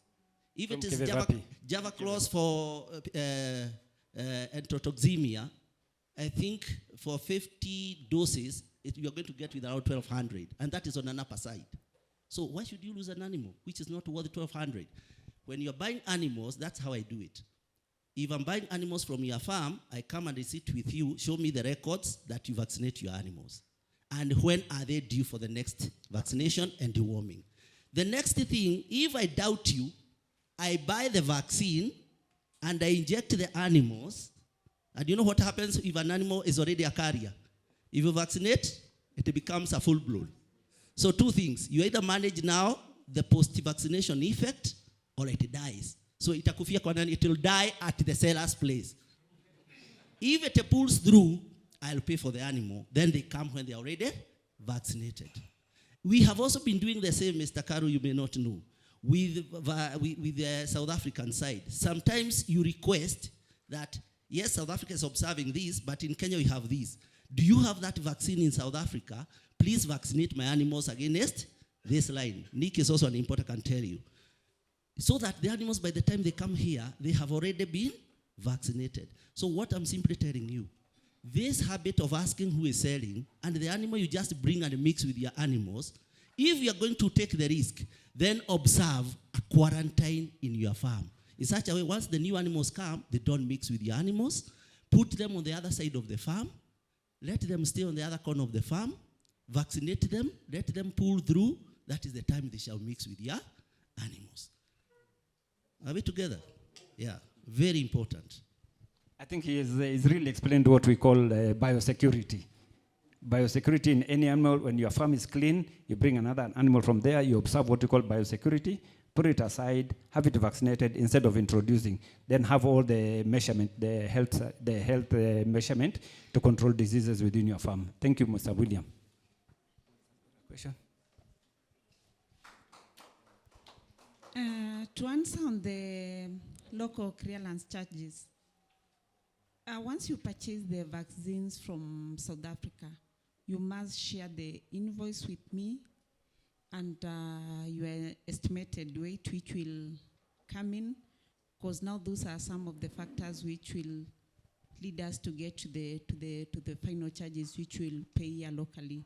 Like we have customs taxes, and they vary depending on what you are importing. And we have local warehouse handling charges. Those are charges which are usually payable to the ground handler. The guys who usually go to pick your goods from the airside to the warehouse where they sit as they wait for us to do the clearance. There are charges which are usually payable to the ground handlers, and we pay per kilo, and of course my agency fees. So as at now, as we sit here, I can't tell you that it's 10,000, it's 2,000, it's 1,000. Until you share an invoice with me with estimated weights and value of your goods, I can give you a quote. But my charges are reasonable, so don't fear. We can always talk, and I'll clear your goods as fast as I can. Again, when it comes to importation of medicine, you have to register with VMD as an importer to enable us to be in a position to apply for the import permit. It's mandatory. You cannot import medicine without having an import permit. So you must register with VMD as an importer, then you will be in their system and application of the import permits will not be an issue. So now that's where I come in to apply the import permit for you. But you being the importer, you first have to register with VMD. Thank you. One point to note is we'll not allow you to bring in vaccines which is locally available in Kenya. Otherwise, you'll do what we call you are killing our small industry. Kenya Veterinary Vaccine Production Institute produces most of the vaccines, unless it's a rare one that is not available in the country. You'll apply the permit, then they'll approve for you. Thank you. I just have a question to do with AI. Is anybody in the room who is importing semen or embryos? Thank you very much. And what success rate maybe Jerry has had with those? Thank you so much. That one we discussed with Henry yesterday, and I said that was the way to go. Yeah. You know what we call the artificial intelligence, the way to go. That's what we call the modern farming. And he really explained himself. We can talk afterwards, because everybody will not be interested in that. Keep in mind, when you want to import semen, the buck or the ram or the bull should go to quarantine station. My quarantine station is not registered to collect semen. You have to have, there's a lot of inquiries, of requirements and conditions. Then that buck should also, like the other animals, should be according to a certain protocol. So that those males should also go through a certain protocol. If it's all good, it can be exported, yes. Obviously with the import permit from your side, and we'll have to comply to all your directives. And then, your second question was the success rate. If you work with goats, the frozen semen, if you use, obviously it will be frozen, frozen semen, it's difficult. Goats, frozen semen, do laparoscopic insemination. You know what laparoscopic insemination is?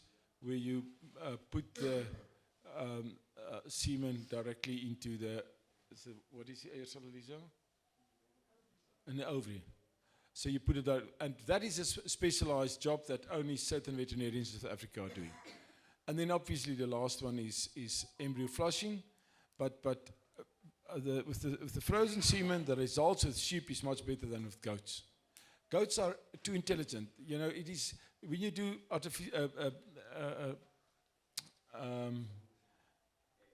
no, not AI. When you do laparoscopic insemination, the goat have to be like upside down, and that's completely unnatural for goats to be on their heads. You know, so that is goats are too intelligent. Sheep, they're stupid, and so they just, you know how they are. They will just, you know. So the results with sheep is much better than with goats with frozen semen, much better. We once had with goats more than 65% once, but we also had it as low, this is the laparoscopic insemination, as low as less than 40%, which is completely unacceptable. Of course, it's an expensive procedure. So what you're talking about is the implantation process, the one you're using, just the implantation of the embryo. Yeah, but again, what I will do, and I've discussed it with the doctor yesterday, what I would strongly recommend is that let them do the flushing in South Africa. Come, we will select certain animals for you. We take them to I've got now a very big bowl from them. I think my daughter paid it last night. Because I have those there that gets flushed for the second time now. Because of specific, you have to have really superior genetics if you want to do the flushing. And then, you know, what they should do, at the moment with my animals, they transplant it in other goats. Not, you know, really good goats, but more milk type of goats, but crossbreed with milk goats that I've purchased somewhere because they've got a lot of milk. And they were pretty successful. But in your case, I will let them, the embryos will be frozen, and then we will bring it here. And then the veterinarian with a lot of experience should come and do the transplants. We should get the goats, synchronize the goats, get them ready, your dose, your carrier dose, and then the embryos that they've already that grew in the tubes in the laboratory, they will then come and transplant them. Ladies and gentlemen, thank you so much for your time. Dr. Just one last question. Okay, please. Maybe to Gary. What is your emphasis on feed efficiency, feed conversion efficiency? You realize that also in this country, we have a challenge with feeds. Second question, regarding the adaptability of dopers, as you've clearly pointed out, what is your plan to overcome that challenge? Adaptability and food conversion efficiency. It seems as if there will be a session for the feed conversion, so we will get to that point. The second question was? Adaptability of the doper. Okay. Yeah. What I think, what is one of the problems with the dopers that you're using, you get two types if you want. I know the grading from type 1 to type 5, that's not what I mean. Some of them, you will look at them, and you will see that they are, we call it more hair than wool. Have you seen that? So those animals that have more hair than wool, they are much more like the meat master. Am I right, William? When they have not that much wool, they have hair. It is more as if they are, you know, going back. That is not as they go back. They are completely according to the breed standards of the Doper Breeders Association. But they have less wool. Your problem, in my opinion, is that it's animals that they do not shred the wool like they do in South Africa, not good enough. They carry too much wool. So if you get an animal, if you get a ram, try and go for animals with a lot more hair. That is like, you know, you can clearly see, I've seen on the farms, I've pointed out to you, where is Philip, on your farm. Some of them are smooth because they do not carry wool. It's more like hair. Like the meat master and the boer goat, you know, they're smooth. And these animals have a lot more resistance against all the diseases that William and other people mentioned. Actually, can I say something about the sheep? Please, karibu sana. When you talk of the dopers, and I think that is a serious debate, but sometimes we demand it, but we don't know exactly why we are demanding it. You'll notice there are two types of sheep in Kenya. The Rasta one, and the one that has too much white. And you'll notice the one that has too much white, it tends to shed its wool from the stomach going towards the spine. You may not need even to shear it. But the one that we call it Rasta, it accumulates a lot of wool. And again, you find that we also give it even an extra burden, because you may find someone in coastal Kenya, which is very hot. You are keeping a Rasta that keeps a lot of jacket on it. If it rains, it takes the whole night to dry again. So you find we are stressing even those animals. And then there is also that theory that if the animal is in good state and it is accumulating a bit of fat, it tends to naturally shed off the wool. Thank you. Thank you, William. I think William is a bit experienced with these animals. Ladies and gentlemen, I think my time is up. I really want to take this opportunity to thank you guys, especially the organizers. I want to thank Mr. Henry for bringing up this issue. I think we want to stress divided will fall, united will succeed. I want to ask Mr. Henry to take this initiative and give us an association that we could all participate for the success of these farmers. And once again, I've learned so much from you, and I want to thank you for your time. And I want to thank Mr. Carlo all the way to come and educate us. We've learned so much, and I really want to appreciate you and your madam and all the organizers. Mr. Henry, I think the ball is now in your hands. We need that association like yesterday. Thank you so much. Thank you, Daktari. Asante sana.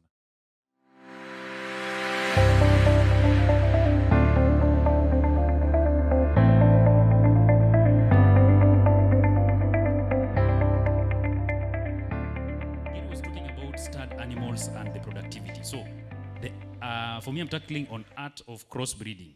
So, in Kenya, we have the local East African goat. Ile tunaita kienyeji. We call it the kienyeji. So, this, I will say, there is no goat that is a bad goat.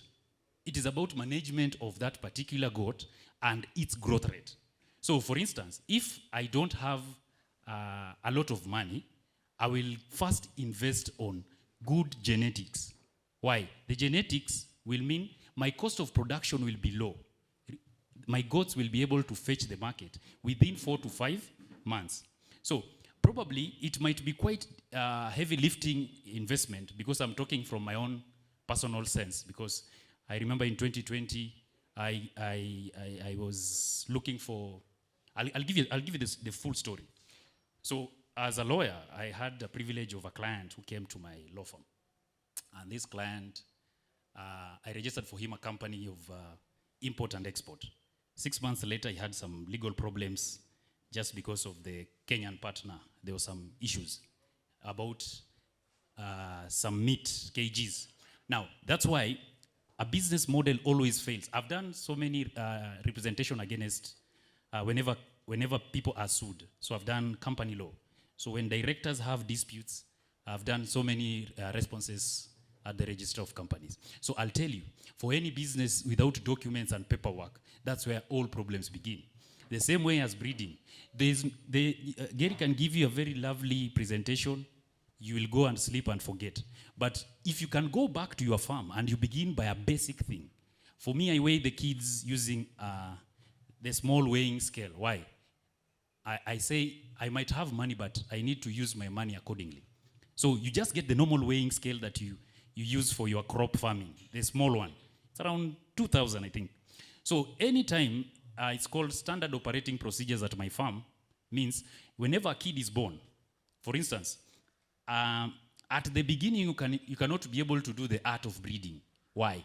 You want production aspect first, which means if you are looking to do goats, let's say in Nyeri, Karatina, and you have not seen someone doing it there, you cannot buy so many goats. So for instance, you can reach out and say, I'm looking at, I'm not sure if I'll do Red Kalahari, Boa, or Savannah. That's majority of the questions I usually receive. So the best mathematics can be, even if you cross, you can never get to pure line, because you begin from the word itself, it's a cross. So it's just a genetic improvement over time. But a pure line remains a pure line. That's why in the Bible they talk about light and darkness. There's no medium. So it's either light or it's darkness. But if you're looking at meat market, so this particular client of mine was supplying the meat to Gulf. So he had to tell me, this is how we are doing it, handshake agreement. I send 4,000 kgs. He credits the money, I send. So anyway, this particular client, I informed him and told him, I'm having some parcel of land which is idle. And instead of you troubling yourself going to the northern side, which problems can come, there can be floods, there can be natural calamities. Risk management means you are getting into a business that you can control. You can control by saying, most guys jump. Per day I get around 500 calls. Someone saying, I want 1,000 Gala goats.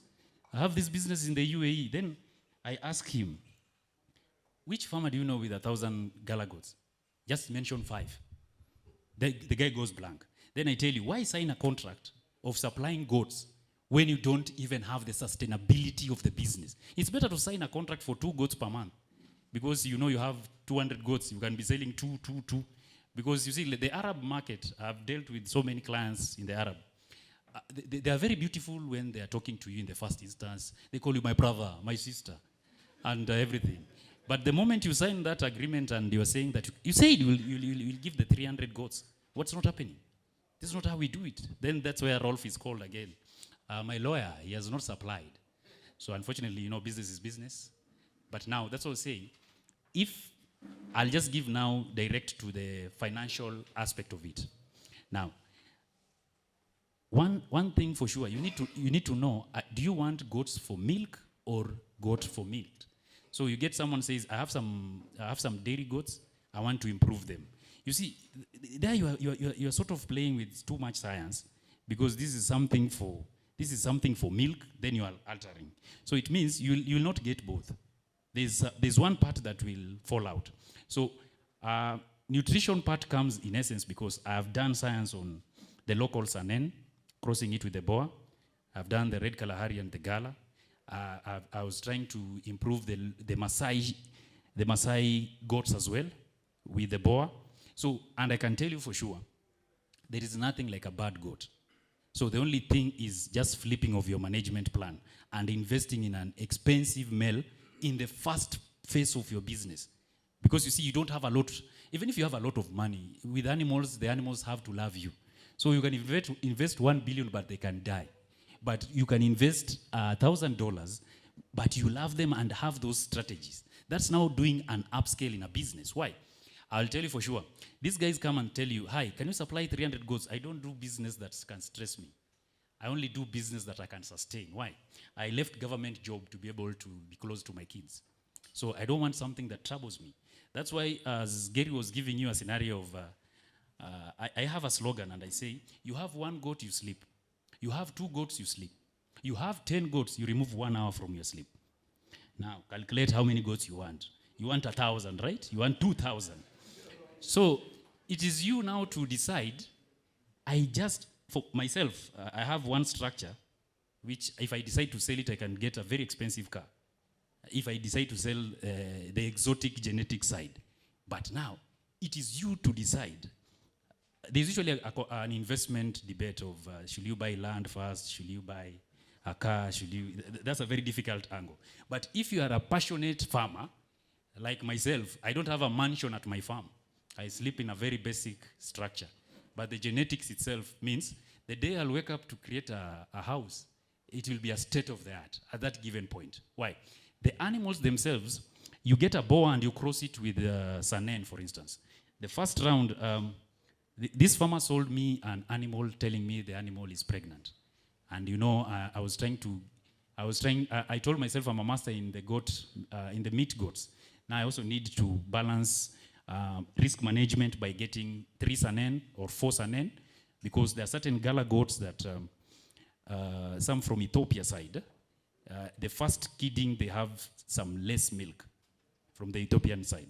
So you need to have a risk management of, I also need to have either a cow or another goat. Now, synchronization part comes in. Why? You are synchronizing these goats by ensuring that, I know there's the aspect of the AI and most of us are on free range in the Kenyan context. So if you're on free range and you might say that my back is sleeping and is not doing his job, but I'll ask you, like in the church we say brothers and sisters. So if you leave this back to work with these females, January to December, the same way we used to eat chapati during special occasions, you realize this day chapati is everywhere. So it doesn't have that unique taste as traditionally. When you could hear there is chapati in the neighborhood, you could go there and fetch water, right? And just you'll make yourself busy in your neighborhood without being asked. So with the same concept, when it comes to goats, let that back not work with the females throughout the year. Yeah, I will tell you from experience, Boer goats are lazy if they are left with the females throughout the year. That's from my Kenyan context, which means give them that drive. So you remove them. I know management will be a bit expensive, but if you have cattle, for instance, in a Kenyan context, you have a herder for the cows, you have a herder for the goats, for instance. So just take that male, because you want the male to feed well, you don't want it to rush. Just take the male bucks and put it with the cow and have a patient herder with the cow, because you want them to feed well as well as being separate from them. If you have a chain link, let them just see the ladies, but they cannot do anything. So the moment you give them time to rest and you reintroduce them, for instance, you cannot, myself I come from the Maasai community, and for us we say, you're not supposed to remove that male. It's production, but it fails to be production the moment he's used to those females. So the crosses, the beauty about the crosses is you can have 50 Gala goats and you have, let's say, two Boer goats. So for me, if I was to begin farming of goats genetics, I'll do upside down. If my money can only get to a male Boer, I'll buy. Why? Even if it's 250, 300, but it is something legit, I will buy it and go back to the same default setting and say, now I have the male. Once you see the male, it gives you a drive. I say there's alcoholism and there's goatolism. Being high on goats, it is a certain problem when you love animals. You never stop. You will always get yourself at the airport. Okay? You will always be going. Yeah? Every time you see the kid, one kidding, then you say, William or Nick, wow, this baby, look at the ears. You know, Maasais, we love the ears for breeds. So, the moment you start doing it on a scalability scale means you have that particular. I'm not from South Africa, but I say there's red Kalahari, there's Savannah, and there's Boa. So for me, I'll say I've dealt with the Savannahs, I've dealt with the Boas. Nick here, he does the Kalahari, so I'm drinking from his experience of Kalahari. He's a brother as well from Narok. So, as well as William, we talk a lot. That's why the issue of having an association angle comes in hand, because there are some problems he's facing, there are some problems I'm facing. Then he tells me, there's this drug, have you used this drug? So life support system in farming is lacking. That's why, is there anyone who knows therapy for farmers? There is none. But I'll tell you, lose that animal. While I lost my first Savannah goat from South Africa. But it's because of now the vet angle, management part. So, but now the moment you're cooking your pancake and you have been told to check WhatsApp and you're on 3rd floor. And the moment you buy a boa, meat master and everything, it means if you're a woman, you have a new husband. If you're a man, you have a second wife. Why? You must be able to know how are these particular genetics coming. Why? You are looking at a strategic move of goat breed. Myself, I have so many inquiries from Ghana. I was even telling Wisdom here. I have many inquiries from Ghana. Production of the boas to Ghana. So the moment we have a strategic move, we are not just supposed to be importing. You get the point? We also they come with some crates. We import to improve the genetic area to avoid inbreeding, but we also have some breeds to export. Next time Gary should come and we told Gary, judge this breed of ours. From our Kenyan standards, these are our breeds. You see, that becomes a very healthy conversation, because you take, for instance, Boa and Gala. I find the kid a little bit adaptive from the mother side because it's a local breed, okay? Now, it takes the tallness from the mother. The tallness, because Gala goats are tall. So that's why, like the bucks, if you get a long ramp, as a long one, because you see, once the Gala is tall, you're supposed to get a buck that can be able to serve the Gala. So, as I say, there's no bad goat, but it is about your strategic movement. So,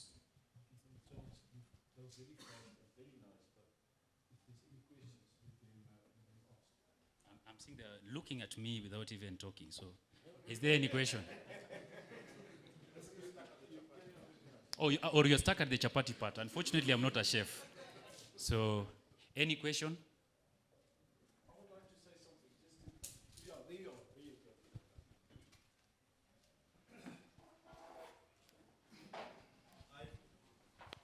I think sometimes it's easy to forget when you make a comment and then we think about it. That's right. So it's good to comment sometimes straight. When you mentioned about mine is a comment, not a question. About the male possibly going slow on serving. I want to share an experience. There is what we call the teaser ram or the teaser doe. No, not the doe, the back. So there is a time my boa went slow completely. He served 6 and went slow.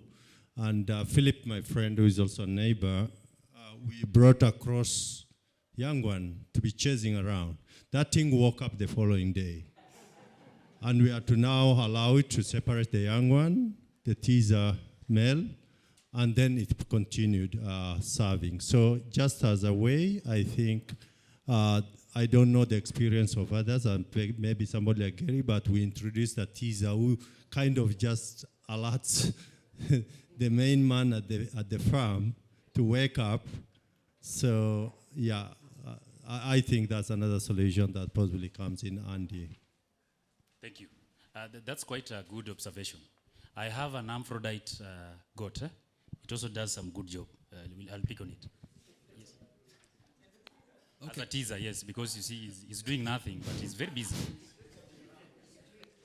Okay, so you mentioned that you should separate the bucks from the females.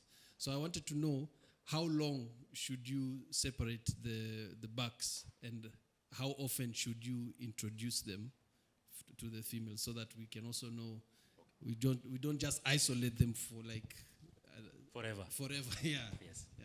Now, I'll say how I do it myself. So, one, you must plan when you will have your kids. You don't just want to be told every 2 days, boss, tumepata mwingine mmoja, tumepata moha, you know, it depends with how you will name your goats. For me, I have goats, I have zipapa, I have kapeshe, so for those breeding bucks. So, one, you must have your book and say, I'm investing in this thing. What is the gestation? I'm just going to one-on-one because there are some guys who are beginners as well. So I'm going to scratch. I'm moving from this training, and I tell myself I'm in an 8 to 5 job. I want to come out of this job and do consultancies, for instance. That's what for myself I'm doing. I was an 8 to 5 guy. So you take your book and say, gestation period of a goat is this period. Secondly, when do I have sufficient feeds in my area? Okay? Then thirdly, when is the rainy season? Because you're also looking at disease management. So once you have your calendar, it will inform when to introduce your male. Okay? So depending now, of course, myself, I'm majorly on the goats, but I have some old school blackhead Persians because they are low budget in terms of maintenance. I have those ones. But I'll just use the same concept maintains for a buck and a ram. So the moment I introduce the buck himself, because of the estrus cycle of a goat, 18 to 21 days, I take that male and I multiply by 2. That's how for me, I'm 100% the natural way of using the males. So once he's there, I remove him and I do natural selection. Why? Boer goats have a very superior genetics. They will kill your goats if you don't select and say, this particular goat, you might be so happy and say, my buck is serving. You see, it's not an issue of the buck serving. It's an issue of the output. The same way Gary said, it is the winning angle that, you see, even the word itself, it is winning, W-E-N, but it should be as well winning, W-I-N. So you are supposed to be strategically with your business. Why? If you have small bodied frame, that's why Gary was giving you a perspective of 45 kgs and 10 months. Why? The moment, even if it is a savannah and it is bred and it has twins, I had a problem of the same. I bred when it was around 7 months. Then the pregnancy was also part of what killed the goat. No. Can I just interrupt here? Let's just stand for a moment. Let's stand still with the breeding and the timing. Can I just sorry. I just would like to add, we also do 2 cycles. But he says, 42 days, we're working on 17 days, so 34, 38 days. But what is very important is that you guys should understand, we're talking about goats here. In South Africa, like any other place in the world, there is, they are seasonable animals. In other words, there's certain times of the year where they are much more fertile than on other times. In South Africa, where we are in the southern hemisphere, the moment that the days become longer in January, after 21 December roundabout, but January, February, March, April, this is the best timing. When the days eventually become longer, and then the moment that it becomes shorter again, is it in June, it is like the dead time. What we found now, and they've done the research in Australia, they use melatonin, is that right, Lisa? Melatonin, and to try and confuse the goats with their seasonable, behavior. What we also do, and I'll come back to that now, that is important, but we also do, and I've seen it to wisdom with good results, is we use wheat oil. What do you? Wheat germ oil, yeah. That helps a lot in kicking the buck in. But what we do now, and we've done it now for the first time, I'll tell you later if it works. our veterinarians do not have, the registration of the product in South Africa has not been done yet. So in Australia, they plant a little tablet here at the back, like we do, shit. Anyway, they plant it in here, and that confuses the let's say, the calendar of the goat. But what our veterinarians, but it's damn expensive. And then our veterinarians in South Africa, they've decided they're going to do it they're going to use the same product, but they're just going to inject something in here, like a bit of melatonin, which they've done now for free, by the way, on my goats, because they are still in the experimental phase with it. If this is successful, it's going to make everybody's life much easier. Because it's a fact that, in South Africa and like all over the world, even in West Africa and in Kenya, there's some certain times of the year that it is difficult to get them on heat. Now you can easily put them for, let's say, for 6 weeks, you can put them with the dose, but nothing happens. The teaser is very important, but I want to ask you politely not to make the teaser yourself. Don't castrate the animal. Take it to a veterinarian, and you will, in the group now, you will find suitable veterinarians that can do the small op. They cut that strings at the testicles, and they do a proper job. In South Africa, you should not use the teaser within the first 6 weeks, because there can still be live semen for the first 6 weeks. They tell me that probably 3 weeks, but they are not 100% sure, so they work on 6 weeks. But please don't try and do that, the teaser. The moment that you castrate him, he's not going to be a proper teaser anymore. You want him to just not produce fertile semen. He should go through the process. He should jump the dose, and it works like a bomb. But only if you can, if you the wheat oil, if you use that for the buck, and if you can control the melatonin, if the melatonin can control the calendar of the goat, so to say. You with me? So while I'm on my feet, I will just quickly, comment on what Ralph said. He said you should buy an expensive buck. I don't agree with that. I've got a friend in South Africa. He has a very good eye. A very good eye. I must be honest, I think his eye is better than mine. He purchased young animals, and he turned them into top buck. He feeds them well, but the genetics, and he has an eye to see on a young, if I'm talking about a young animal here, I'm talking about 4 months and younger. This is the age where he purchased his future, or select his future breeding buck. Then they're not expensive. If they become 18 months old, then you're going to pay like crazy. But then you should have the ability to feed and to take care of that one, because he will be fertile the moment that you arrive here. I've seen a young buck fertile when they're 4 months old. And again, I don't want you to ever leave them with a dose. That is very important. But you can, if you develop an eye, you can select a young animal that is flawless, that you can use later on and pay like 20% of the price when he's only 4 months old. Then, as I said, the buck should definitely be removed. The Boer Saanen crosses, personally, I believe, make up your mind. Do you want to produce milk? Do you want to produce meat? If you want to produce milk, go for the meat, for the milk producers like the British Alpines, Saanens, and Tockenbergs.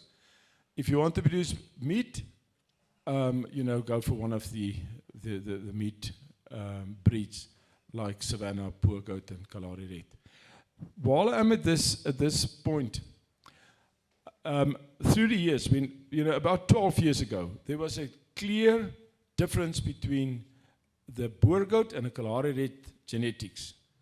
If you've done DNA, there was a clear difference. But sometimes the Boer Goats, and you might have seen in this country, they will give you red kids, and the other way around. It can be up to 8 generations ago that there is a red kid. Then Since the Kalahari Reds, their genetic pool is so small in South Africa. Look, let me just add it now. For the boer goats, for every 100 boer goats, there might be 5 or 6 Kalahari Reds, and probably just one, if one, Savannah. Savannah genetic pool is small. So from 100, maybe 5 or 6, and I don't have the correct figures, but that is what, we believe. So what they've done is they've used those boer goat kits that came from a boer goat father, boer goat mother, but then one in a 1,000 you will have a red kit. And they've used that on the Kalahari Reds in such a nature that the DNA of the Kalahari Reds and the boer goats are the same now. People will tell you that the Kalahari Reds are more heavy, Kalahari Reds and this Kalahari. This is nonsense. The DNA is the same. How can they be different? You understand? So we are Kalahari Red, boer goat and Savannah breeders. So it doesn't really matter to me which one comes first and which one comes last.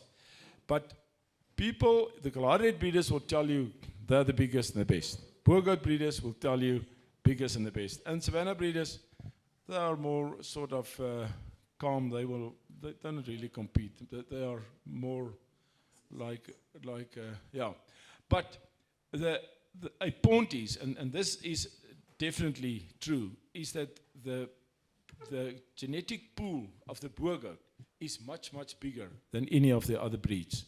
So keep in mind when you start with whatever breed, the genetic pool, so it's easy for you to not have inbreeding, especially when you have a small number of goats in this country, Kalahari Reds I mean.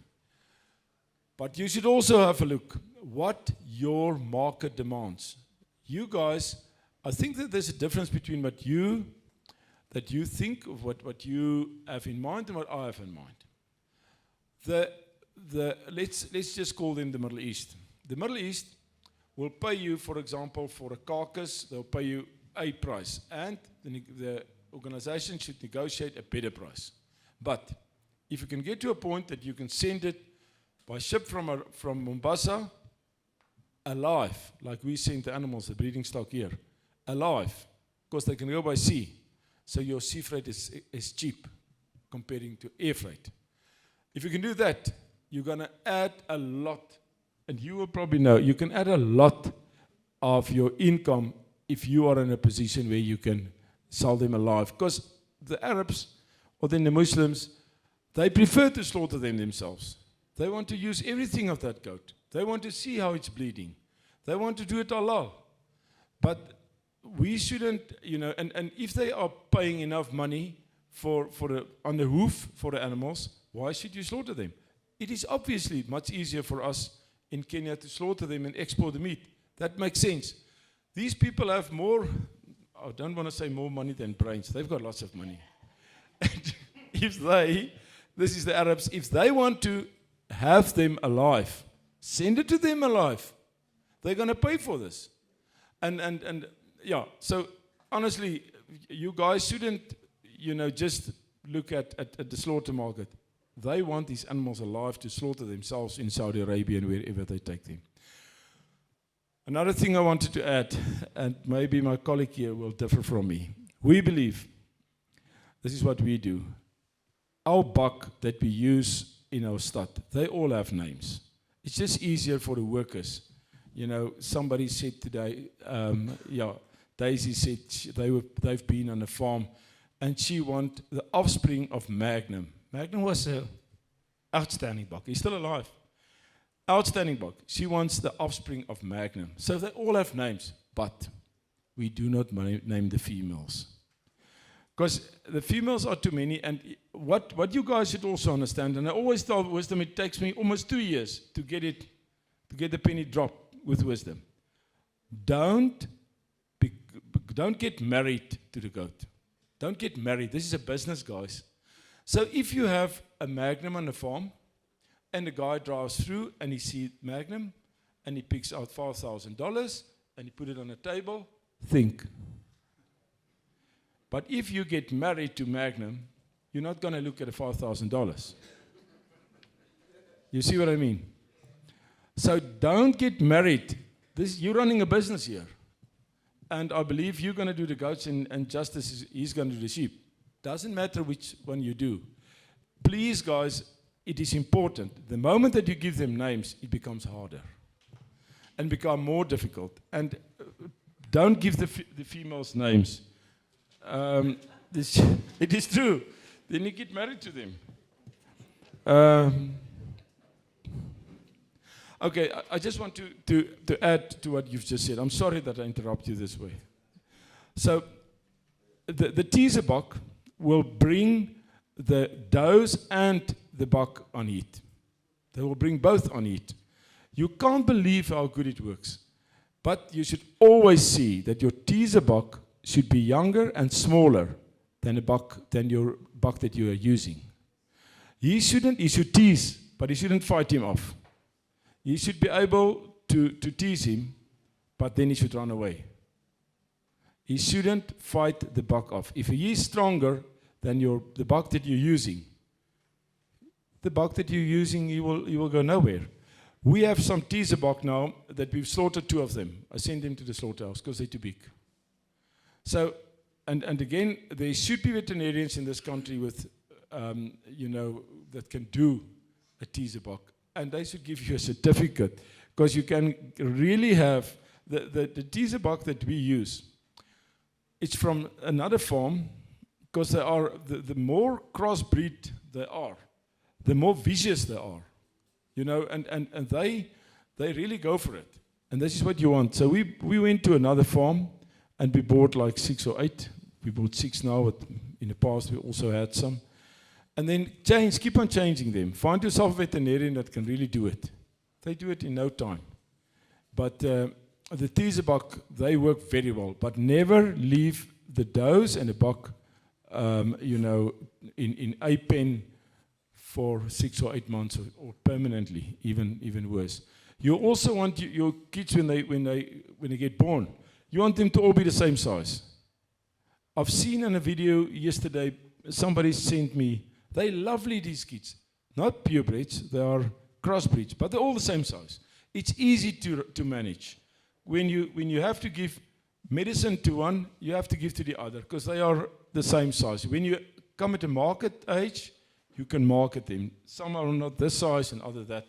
So management-wise, that is important, to remove the buck and put them in their own pen.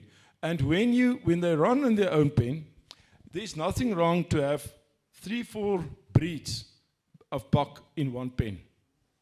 No problem. Same with the does. There's nothing wrong to have all the does in one pen. But when you start mating, that is where the trick comes in. Then the Kalahari Reds should be on the Kalahari Reds and the Boer goats and the Boer goats, etc.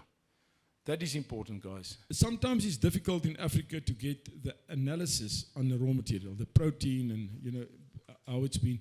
He will work on an average if you can't give it to him. It will be best if you can give it to him. And then he will compile you a premix, a concentrate. That you can send and pick up in Mombasa. That it can go by sea in a container easily. Many people will use it. That is the type of thing that you should do to mix your own feed and to be able to feed the bigger, the more adult does in the evening. But the creep feed is, number one, it's pelleted. As we said this morning, it's like rabbit feed.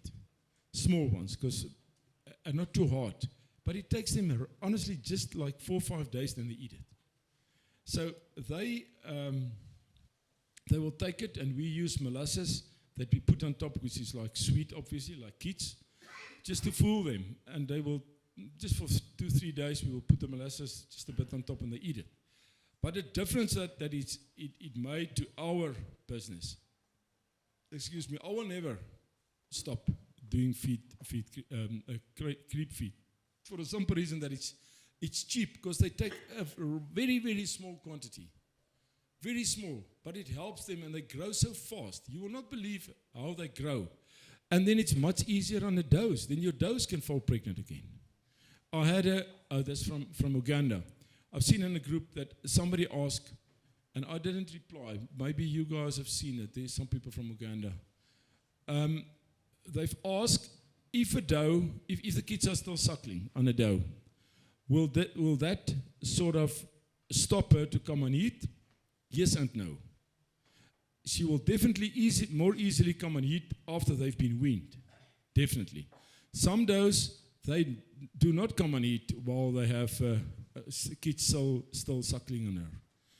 Others, they do come and eat. But I would say, and I don't know what your experience is, Rolf, I would say 60% of them, if not more, they will not easily come and eat when they still have kids to feed. So yes, I would say wean the kids, give them like a month to recover the dose, feed them well, and then you can bring the buck back. Then you can bring the buck back. Yes, sir. So, sorry, the third question was, for how long do we feed them the creep feeds? The creep feeds, we feed them as long as they want them. But obviously when you wean them, then we will change the creep feed. There's different sort of factories manufacturing it in South Africa. We will increase it to a bigger pallet because then they eat it. You just eat it, you know.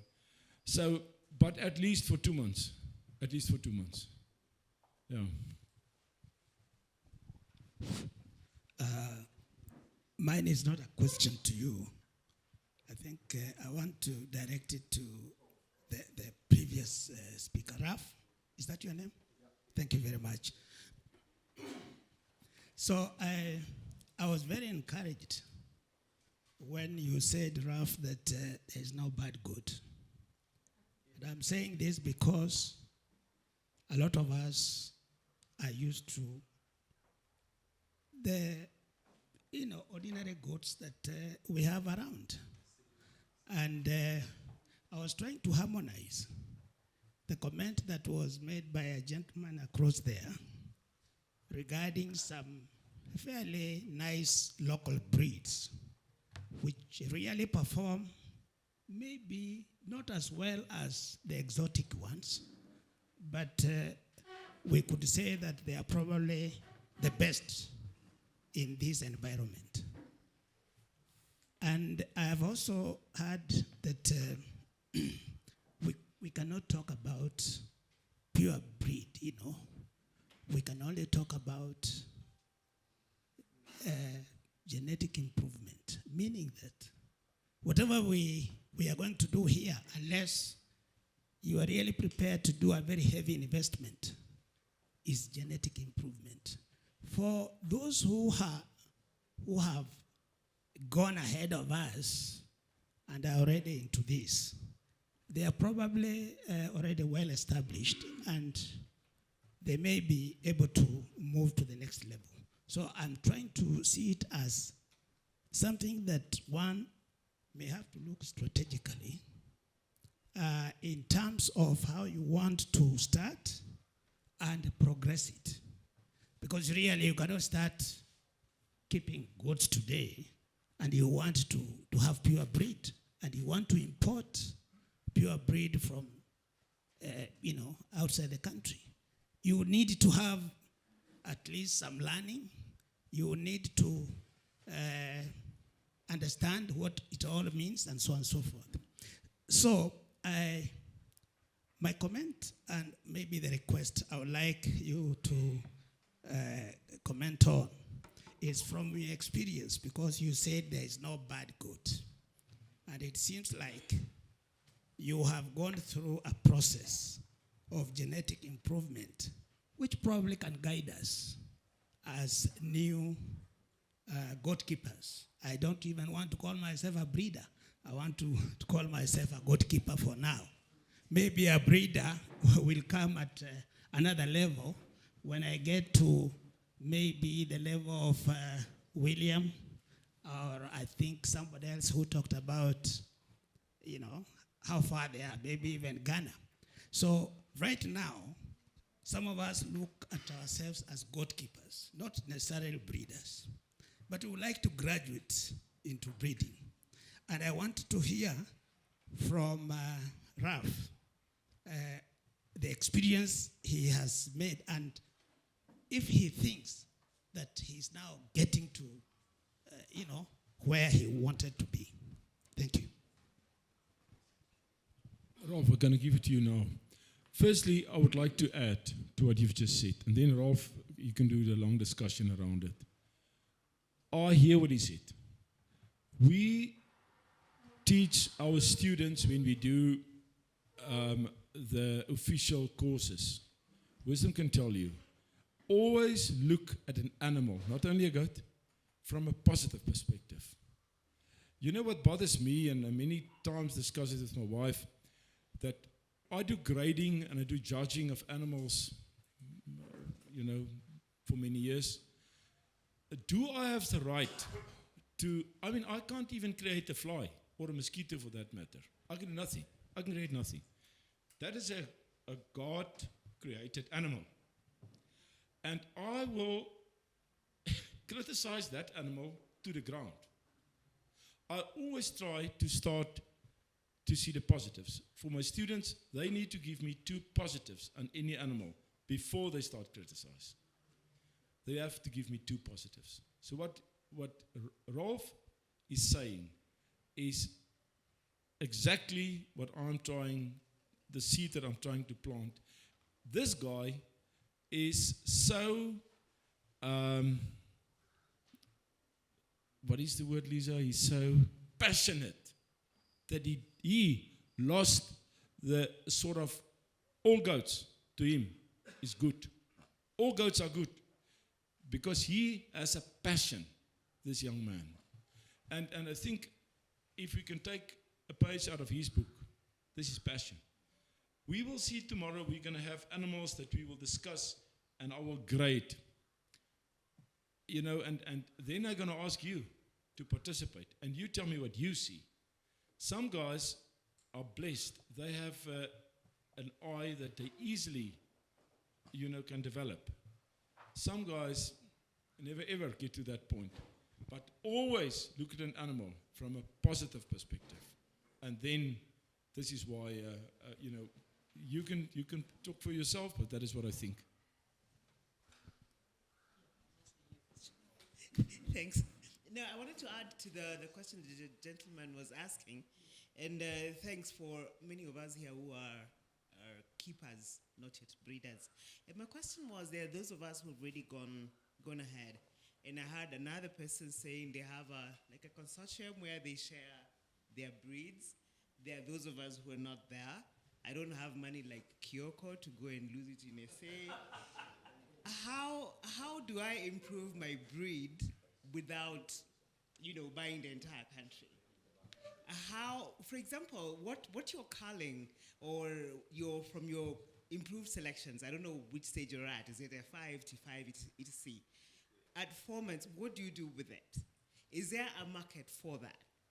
Who is selling? Can we buy this? And then riding on tomorrow's session about breed selection, this would really help us to, work together. Instead of, we're not all going to go to SA and buy.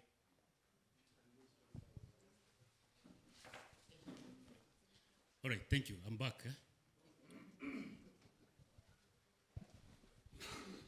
Before Ralph coming, I want to just say a little something small about goat keepers. Why do you keep goats? Why do you want to be a goat keeper? To make money. So yes. So how you are putting it as goat keepers? You are aiming for money, which is the sky. But don't start with, oh, let me be a goat keeper. Let me get 1 goat. All goats are okay. So let me just get some small goat that will not give me what I want. That will not give me the money that I'm looking at in the future.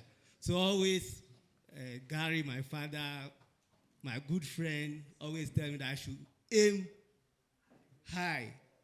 The main purpose of my going to take my money to go and buy a goat is to get bigger money in the future. So I always start aiming high. The sky is the ideal that I'm looking at. So we should say, we shouldn't just keep goats, but we should be passionate and then invest in whatever we want to do. Thank you. Next time, wisdom is not going to pass the next exam. I'm telling my students, aim for the sun. You might reach the moon, but at least aim for the sun. Aim for the sun. If you aim for the moon, I mean, there's nothing in between that you can fit in. So aim for the sun. If you reach the moon, it's good. No, absolutely. Milestones, you're 100% right. But you should always have your eyes, much higher than you can actually go. And this is where this guy is going. And he's going to reap the harvest, because he is so passionate that even though some of the animals are still crossbreeding, he can already see that this goat will become an excellent goat in future. Thank you very much. First of all, I'd like to share my experience. I've been at Gary's farm 2 times. I've been at South Africa more than 5 times. You people have not got what Gary has said. A very important thing is food. Concentrate. I think you should catch up. When we make a forum, you see, I've gone so passionate about this course and this thing. So I've been to Pakistan where the fodder thing was being taught. And I want Mr. Gary or Rolf, we should let our people know, goat are browsers. Goats are browsers. And maybe we see in most of the farms were established, even you can make out of the wood where you can put the hay so they're good. Mr. Gary, I would like you to inform these guys, is dry matter good? Because at rainy season, if they have green grass, is that good? Because it's important to educate the farmers. You may bring a goat from South Africa or this thing, and then you don't give the correct food. In South Africa, we have not reached there. There is a food for a kid, a concentrate mix for a kid.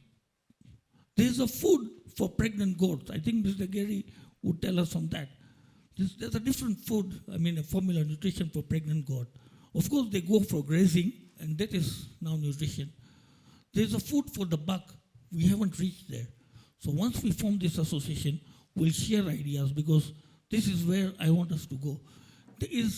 Now it's rainy season. Some goats, when you give them dry grass or wet grass, then the dewormers also become different. So we need to team up. Rolf and me, we have been concerned. I'm new into it, but I've gone very deep into it. I've gone many countries, but I would like to help other farmers. Once we get concentrate, we do silage. I went to Hamisi in Uganda. He was doing sugar grass. So we'll discuss that in a separate forum. Mr. Gary, about this concentrate we have said, is maybe we organize 1 container. You can tell me I want 500 kilos. You can tell me 1 ton. We can get together and buy this concentrate, but important thing is not concentrate. The formula to make high protein food. I even have formulas for the kids, for the pregnant mothers, but we are not yet there, so don't get confused. I'll be ready to help you. At my farm, I've put all sorts of fodders now. So we'll like to share some ideas. Thank you so much, Rolf. Thank you, Mheshimiwa. Now, let me go back. I said this. No.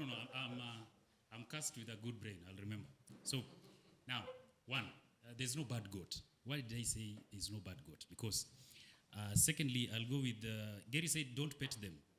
I'm looking at Kenyan goats and South African goats. So, from my experience myself, I'm a biblical person. So, John 10:11 says, a good shepherd knows his flock, and his flock knows him. Now, for you to be able to know a sick animal, you cannot be a telephone farmer and be able to know this goat is sick.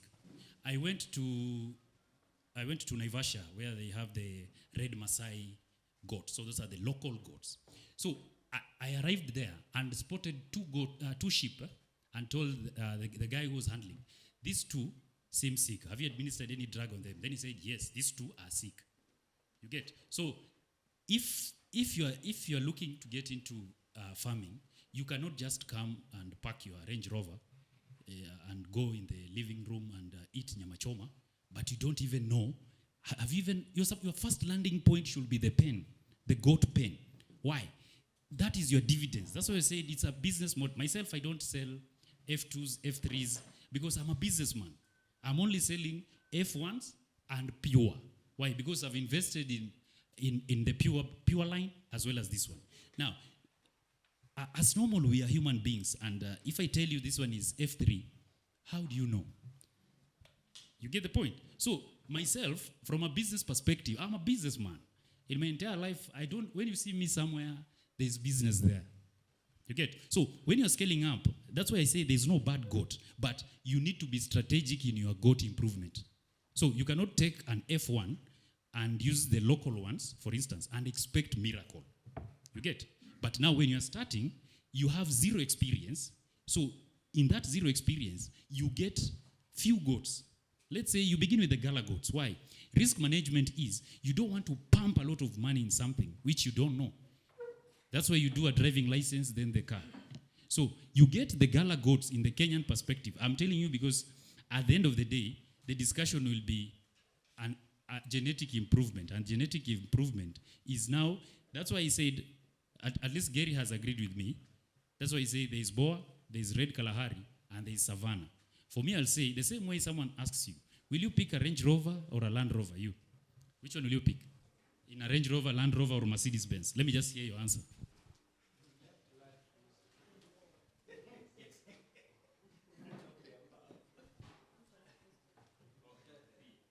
Land Rover.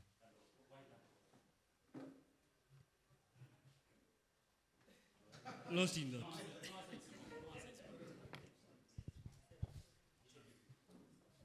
Land Rover. Land Rover. Fort after rains. Okay. So that's what I'm saying. At the end of the day, for me, when it comes to Red Kalahari, Savannah, from my science, for me, I'm doing the disclaimer whereby I'm talking about myself and what I've done. So you realize that you do a Savannah and a Gala, the result of the kid plays between 2.7 to 3.5 kg birth weight. You get? So that's why when it comes to the genetics, you are supposed to, if I was to begin again, I do the Gala goats. I do the Gala goats for like 5 months. Once I do the Gala goats, it will enable me to know, one, who are the vets in this area. You get? Why? Because you want to be in this game till the end. So if you don't know the vets, I'll tell you for sure, I had a problem with vets. Because you call someone today, you call another one. So for me, I have one retainer vet at my farm, and then I have other vets. So I have other vets. Why? I cannot pay him a lot of money, but he's on retainer basis. If I call him, he comes fast. Okay? Why? When you have Boa goat, when you have Savannah goat and everything, I give them names. Why do I give them names? In the Kenyan market, you don't want to invest in something that you cannot do brand positioning. So I'll tell you for sure, all the goats I've sold, they don't even say it's a Boa goat. They say, I want Zipapa genetics. Someone passes my farm and says, hi, is your farm somewhere? That's why, in terms of, I'm not differing from Gary, but I'm giving you my, you see, we didn't come here to be streamlined. Eh? We are here to discuss. Even Gary will wake up, he'll give his perspective. I will wake up, I give perspective. Why? There's no monopoly of knowledge, right? So that's why when you're doing the crossbreeding part, you're supposed to have at least 1%, 2%. You cannot be a vet. Let me now tell you frankly, you cannot be a vet. That's why Gary said he has a vet friend, which means, personally, for me, I know how to vaccinate, but I don't do it because I have not studied vaccination. The only thing I do is troubleshooting, antibiotics, those basic things with the advice of the vet. Why? You must know how to do your first aid to your goats because the vets, we don't have so many vets in Kenya. I know even William has the same problem when it comes to small. In fact, William says there's a problem with small ruminant vets. Why? They are looking at the cows. That's what I'm saying. A big thing is seen from a distance, a mountain and everything. But you'll realize people come to the beach. They don't see the beach, but they go to the beach and pay expensively in Diani just to see the sand, not the top of them. How many have climbed Mount Kilimanjaro? Few people. But how many have gone to South Coast, North Coast? So the small ruminant goats are the only best insurance. I call it a moving bank. They're the only best moving bank. And that moving bank cannot be a bank if you don't know when can these funds be credited to that account. So you do your gala goat, and if you're looking for meat for export, that's why now this is a discussion. Usually, I have a problem with those guys who call me for meat, because if you cannot invest in that sector, then you're disturbing my ears. Because you ask someone, do you have a farm? Then he says no. Why?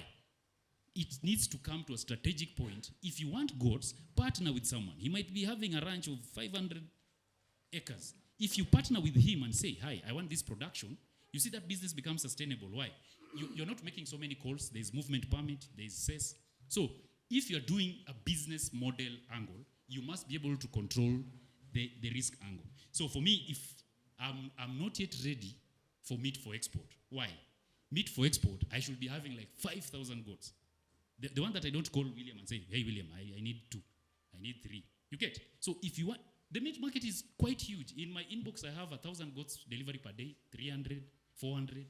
I cannot do it. That's why you see the moment you have a team, the same way we are doing, and it's a breeding perspective. William knows me. Nick knows. Even some guys here, I refer someone and say, William is closer to you. Go to him. We import with him. He does pure line breeding. Do you want a pure line or a cross? Go to William, go to nearby. That is a culture which traditionally we don't have it as farmers. Now I'm giving the Kenyan context where we are so selfish that I will give you for a fact. The guys in this room will upload Ugandan farmers, right? It's just a concept. Ugandan farmers themselves, I sell all my F1s to Uganda myself. I breed, they see. I have one kid of Boa Gala. It hit 500,000 views in 24 hours because of the genetic aspect of genetic improvement. Why? Once you get a stud male, that's why I didn't say most expensive, meaning you must break your entire bank plus selling your entire village to be able to bring a goat. But when you take a Boa goat, it's quite expensive locally because we don't have that. We don't have them in numbers. You get? We have so many galas. That's why the price of gala is quite controlled. Between 7,000 to 25,000 if it's male, for instance. You get? Now, we need to get to a level where we have so many boas that it is a sustainable place. Why? The boa will be able to fetch the market kgs faster. I had a cross of boa and a gala. It was 3.5 kgs birth weight, 8.9 in 30 days with the mother part. So you can imagine if that same goat could be done creep feeding, then it will have fetched more. So in this business, you take your goats and leave them to walk an entire day, and you don't even have some little bit lucerne or hay. I'll say most free-range farmers have a concept and a methodology and say, zitenda kujitafutia. So they'll just go and look for it. But if you're looking to get your return on investment, you're always tracking, right? We have the stocks market. How does it work? We have Forex. The guy is always on the computer with the graphs. So you look at it, it's a traditional concept. Livestock itself, when you look at stocks market they're touching on, if I'm having a goat and that goat gives birth, that's my dividends. So in a stocks market, it's just a game of graph in the stocks aspect. So you're looking at that goat. For me, I don't look at my goats as goats. I look at them as my dividends. Why? I need to manage them. That's why I must have a vet. I must have my vaccination schedule intact. It's better I park my big car or my small car, but ensure I've dewormed the animals. You get? So it's an issue of priority basis. So to answer your question, if you're zero on experience, I will advise you do gala for at least 4 or 5 months. And you must be hands-on. Why? It's a crash program. Once you do it, now you take it to the next level of now, either you can even decide and get red Kalahari, Savannah, and Boa, so that now you see which one does well in your terrain. Once from there, now you can upgrade and see, I've had less challenges with Boa, for instance. I've had less challenges with Savannah. Now, what do? Now you get on a serious investment path because you have been able to manage those 3 bucks, for instance, pure blood, the ones which are stud registered. Now, once you have those 3 and you have managed them, now you go back and say, in my area in Kajiado, for instance, I'm finding red Kalahari is better. In Nyeri, red Kalahari is doing better than Boa. So I invest heavily now on the pure line females of the red Kalahari now, depending with the area. If it is Boer is doing better in your area, that's now how to do. That's now how to do the scalability aspect. So for me, naming the goats, it's just for also brand positioning, as well as if you ask anyone here that you want to keep sheep or goats, they'll tell you goats are chaos. But for me, I got the formula. The formula is free range, but from the free range, there's one Boer stud I imported in 2022. It almost killed my farmhands, because it is a free range buck, and you can't come close to it, and there's some vaccination. So sometimes why I do that is because I also don't want risk of breaking the back of the breeder. My galas, I don't give them names, but I give the male ones because I'm selling genetics. So that's why in brand positioning, you're not in this business, I say, you're not in this business to be rained upon and don't make money, right? So if you don't invest in a superior male, for instance, genetics as you're scaling up, as well as getting a pure line, then you're in the business of, he said, goat keeper, right? Goat keeping. So there's, for me, I have two distinctions. You have a goat farmer and you have a goat breeder, okay? Now, a goat farmer is a farmer who visited me and said, I'm seeing you're having animals which are around slightly above 300, okay? But this land of yours should be having 10,000. But I asked him, show me, he told me I have 400 galas, 450 and one male. Then I asked him, one male is serving all those? And when he showed me the photo, it was a low quality male. So now, the moment I sell one Boer, when I sell a pure line Boer, I will buy clean 15 of his galas. Okay? Now, do the maths. Do your own maths and see. And I will tell you for sure, I'm not saying that the meat market is bad, but the genetic market is controllable when you have traceable genetics. Okay? If you have 1,000 goats, the meat market can favor you. Okay? If you have less goats, and let's say you're having 50 goats, do your own science. What is the gestation period of a goat? What is the maximum you can do? Even if you say it's giving you twins, triplets. And again, it has to fetch the market weight for purposes of loading it. But if you're having a genetics, William will tell you sometimes, or Nick, do you get guys booking the kids? Why? Do you stay with them so long for the pure line, for instance? Just to experience in terms of, guys are also here for market, so the market. Oh, he sells at 7 months. Acacia?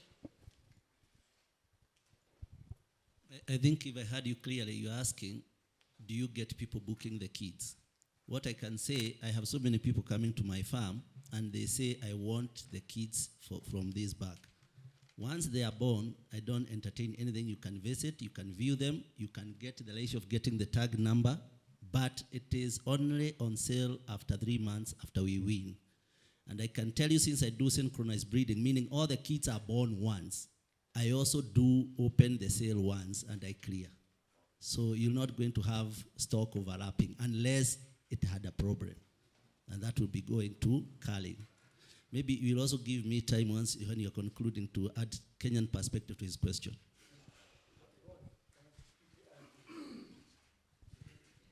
Guys, there was a question here from a lady back here, which is very important. And I think that you've also touched it now, William.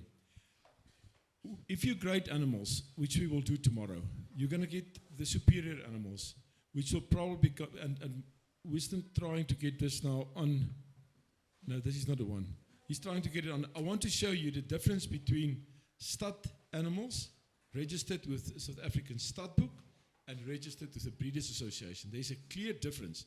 I've made on demand of the Breeders Association, I've made a YouTube video a while ago.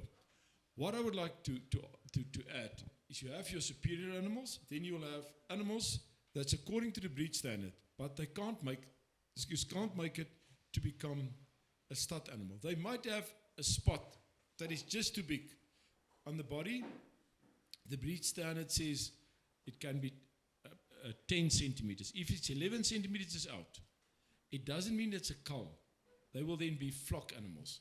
We have some of our best breeders as some or other small, as we call it, fancy point, why they've not been stud registered. Some of them are the best breeders. It's very good blood. But the third lot will be the culls, and that is, I want to come back to her question and to yours now. Those culls, you will not do the industry a favor if you sell those culls to somebody who's going to breed with them. I will not go there. Then you will walk backwards. Because many people will tell you, we will take the culls, we're going to slaughter them. That's not what they do. They will breed with them. A cull might have, a defect that you don't want to have at all. We had a goat the other day, and I picked up that there was something wrong in the ribs here. It is like a hollow rib. That's a clear cull, because he's going to breed it. Her offspring will look exactly the same. And then eventually, when you use that, and you get, you will hardly ever get a return client from that specific guy, because he's going to learn, and he will see, look what he sold to me. And your name is more important than that. Rather those culls, rather sell them to a slaughterhouse or see that they get slaughtered, the culls, because you're not going to do your industry any favor by selling them as breeding stock. I know you can get a lot more money. There will be breeders who'd like, or goat keepers, as you say, who would like to keep them. Don't go there. Rather sell those ones that is according to the breed standards, where you will eventually also come, and your breed standards is not necessarily going to be exactly the same than ours in South Africa. But that is essential, that you should not sell the culls to anybody else but a butcher.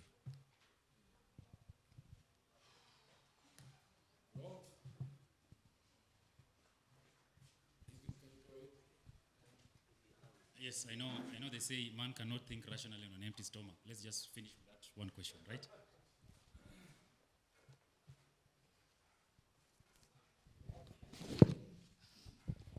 I have a question for Jerry. This has to do with altitude or temperature that your goats thrive in. I don't know whether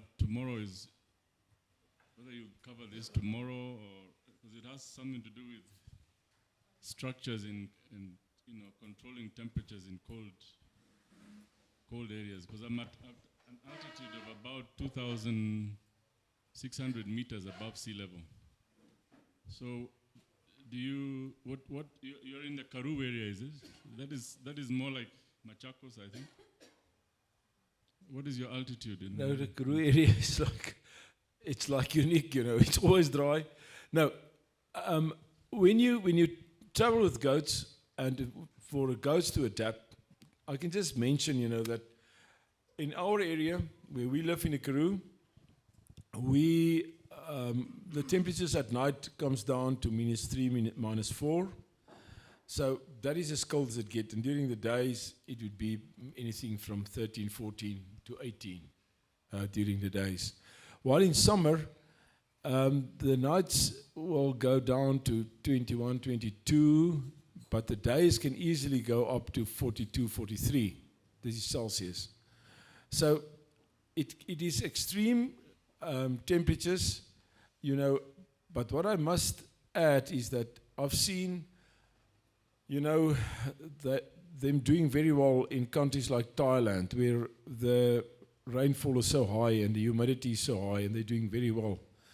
And then the coldest place, I think, where I've sent them is it Navasha?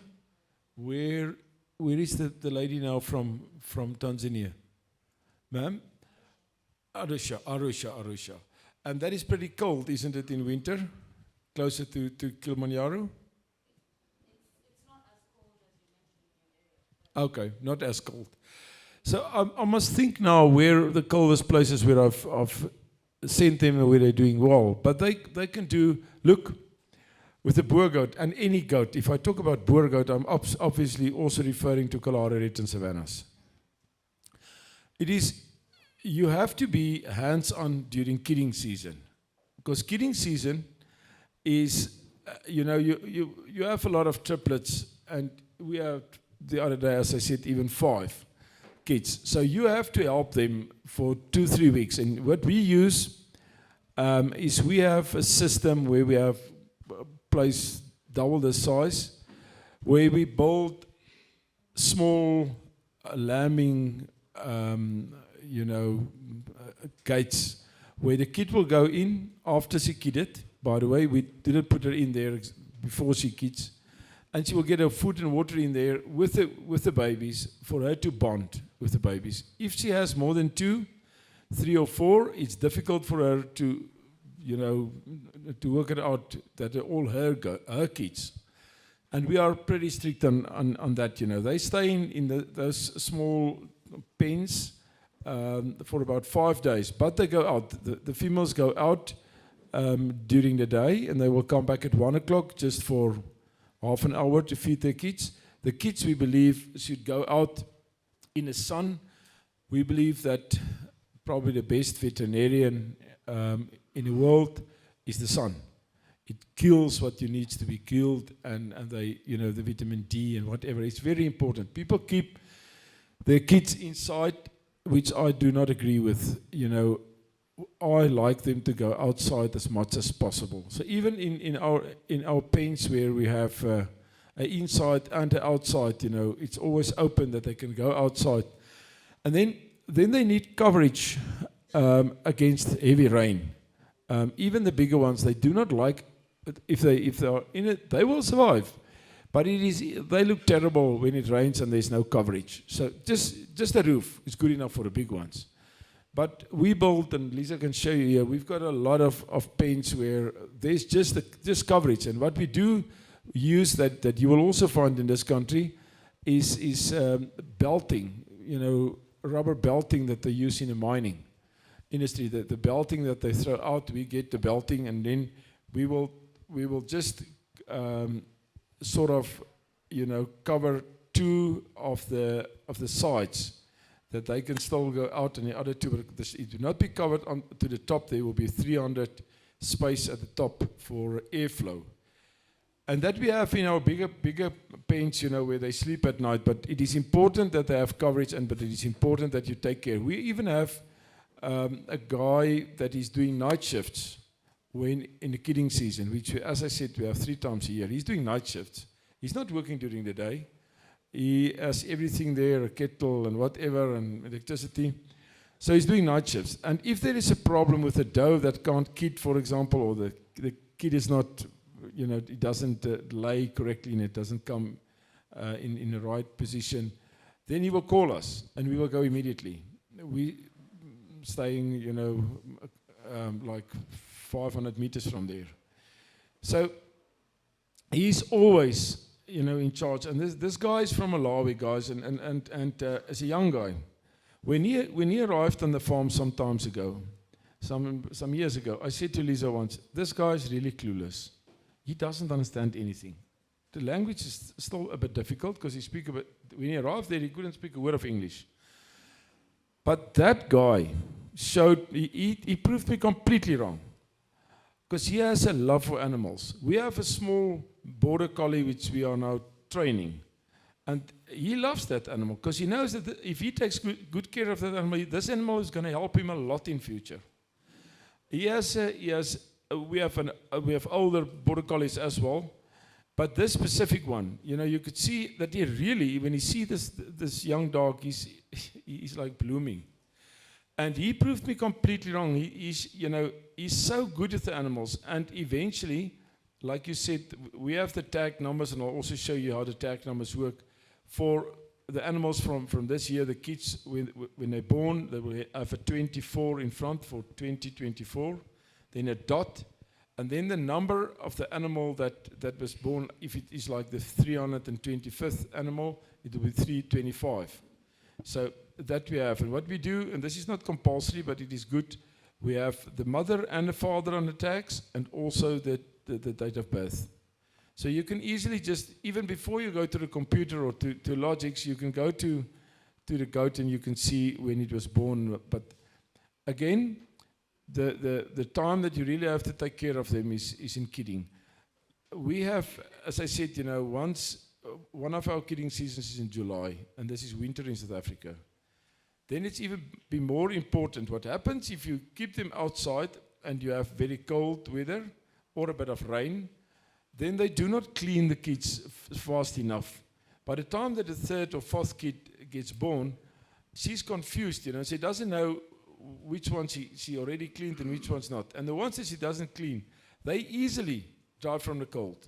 Because it becomes now -3, -4, she's in the open, and before they can suckle and drink colostrum,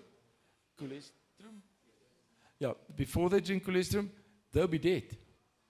And when you find them in the morning, they will be in such a poor condition that it is too late to try and save the kid. What we also do now, let me just again tell you, we do an official course in South Africa in July and again in October. And you are more than welcome. We can only take 20 people at a time. But that is a hands-on course. And we will show you stuff like we're using a tube, where we put a tube, if they are too weak to suckle. And I know people are complaining that they should actually die. We are interfering here. But that's good and well and good. I always tell people, my grandchildren, I spoil them because I like it. And I know I pay for it, but I spoil them because they're my grandchildren. The goats, we will pull goats through that normally they would have never made it. And then eventually, we had a doe that was sold now at an auction. I think the doe was sent to you for around about $4,000 or $5,000, and that little doe, we paged back in our records, and then you could see that she was almost dead. She was almost dead, but I put the tube in, and then I put milk through the tube into her stomach directly, and within 10 minutes, you'll not believe your eyes. Then she's suckling herself, because she just need a few teaspoons full of the milk. So that is what we do. We believe, right or wrong, that we try to pull them all through if we can. It's kidding time now on the farm, and I've been there just before I left, and I said, I just want to see the records. Normally I would say, let me see the kids. I want to see the records. And only one. They've lost only one kid. Only one. And when we left, there was already more than 100 kids, and they've lost only one. But that is what you want. Somebody asked about profit, and I said it is not your kidding percentage, it's your winning percentage. That is what counts. Any more questions, guys? Is food ready? Okay, I apologize. There might be some information overload, so food is readily served. Then in the afternoon, it will be a little bit light. But on the housing question, we have tried to pack it up because of the conversation. It will be quite difficult for you guys to have said we separate the crossbreeding and that. So tomorrow, I'll deal on the structures and climatic issues.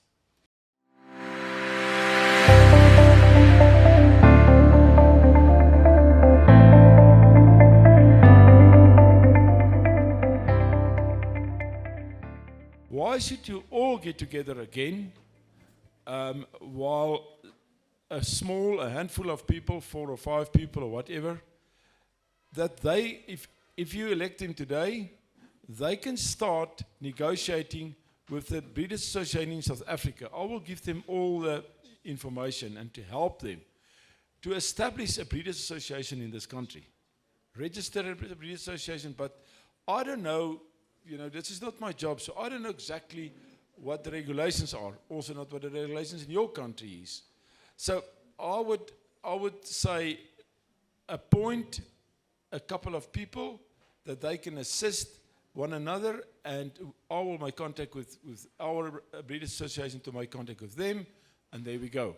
I think you're gonna save another trip to wherever, because you have to select somebody, and to be in a position where you can you know, talk on behalf of an organization. You have to be elected. You can't just stand up and say, well, I'm Michael and I will. That's not the way it works. But you'll be surprised if you do that, how much further you're going to get with government. And, you know, because now all of a sudden you are talking on behalf of an organization and 100 or 200 farmers.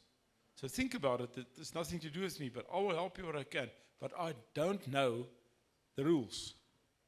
And I think, you know, if you guys can elect some out of the floor here, then we are there. Do you want me to handle this? I think probably if you allow me just to say the way forward, is that first of all, we are going to have people who are interested. So we will circulate a note where everybody will register that they want to join the association. Is that correct? Then you write your name there. Then once you write your name, we will, by the end of the day today, we'll have a 10-minute session. We will appoint a steering committee. Is that okay? We'll have a steering committee of around 4 or 5 people. Then these are the people who are going to drive. We will have our own platform. Then, of course, you have to go ahead and open an account, then put together documentation. When you are forming an association, you must have ID numbers of the members, at least 1 to 20. Name, ID, telephone number. Name, ID, telephone number. Then you specify this is a chairman, this is a treasurer, this is the secretary general. They ask for 3 officials at the registrar. Then we will put that together. We'll fill in the forms. There is some documentation that is need to be done online. We'll be able to do that. Then we'll forward 3 names. There is some payment that is done around, I don't know, 5,600 around there. I have registered an association, so I know there is some 5,000, yeah? Around 5,000 shillings, which is going to be paid. So the 20 members, it can be more, not necessarily 20, will agree on a contribution, either 500 shillings or 1,000 shillings. That money is deposited in the account. That is the money that is used to facilitate the formation of the association. Associations are formed, the legal time for formation is 120 days only. Then after 120 days, we'll get our certificate. Then we will call an annual general meeting. We will meet somewhere. Then now we will officially appoint our leaders. We will mandate them, and then we move forward. Very good question. You can't have an organization where you have dorper sheep, meat masters, poor goats. You have to decide on which organization you will start with. But what I thought, you know, for example, in South Africa, we have, and this is probably also what you will call it, ours is there's a lot of politics around it, is the savannas, the Kalaharians and the boer goats are all in the same organization. So, excuse me, but the dorper sheep, you need a different association. What I think if you start now, then I'll put you in touch with the right people in South Africa, with the breed directors in South Africa. They can tell you what our what our conditions are. For example, you, as a Kenyan Boer Goat Breeders Association, can affiliate with and become full member of South African Boer Goat Breeders Association. But what I do think is that you guys, the committee that you will elect now, shouldn't be like that will not be the alpha and omega. It's just a start, because to get a formal representative committee elected, you will have to advertise in the papers and everything. So everybody involved in boer goats, let's work with goats to start off with. Everybody will have the right to come to the meeting. You can't exclude anybody. So what is happening now, and this is just in my opinion, is just that these, you know, people will just start to negotiate with the Breeders Association in South Africa to see which road they should take forward. That is what I think. It's really not like we can now if you elect 5 people here, that we can say we are now representing the goat industry in Kenya. That's not true. But you will get there. You will get there. And it is just these 4 or 5 people, they will just put you on the right track. And when you again have your meeting, where everybody is invited, everybody, and you'll have to advertise in the papers. Nobody should be excluded. Then you will elect another committee.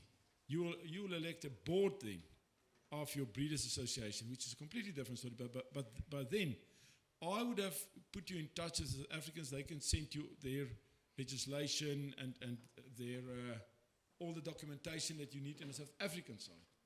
Just to answer your question.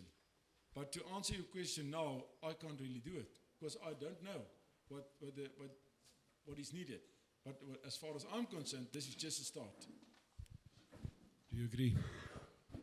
For sure, about the association, we'll have a discussion about that. So we are finishing this 2-day session with an association. Is that okay? We are forming an association today. Kwa hivyo tukitoka hapa kesho tutakuwa you give me the mandate to go and register an association. So once it is registered, we will call a meeting. Then we will appoint a chairman and all those details. We'll put a formal association and we move forward. The one thing that will happen is that Gary will be able to assist us through because we are going to be affiliated to the South African Boar Association, isn't it? They will take us through a process of training. We'll go to South Africa, we'll be trained, we'll be upgraded so that we become, producers of high quality meat for the, for the market, both the export market and local market.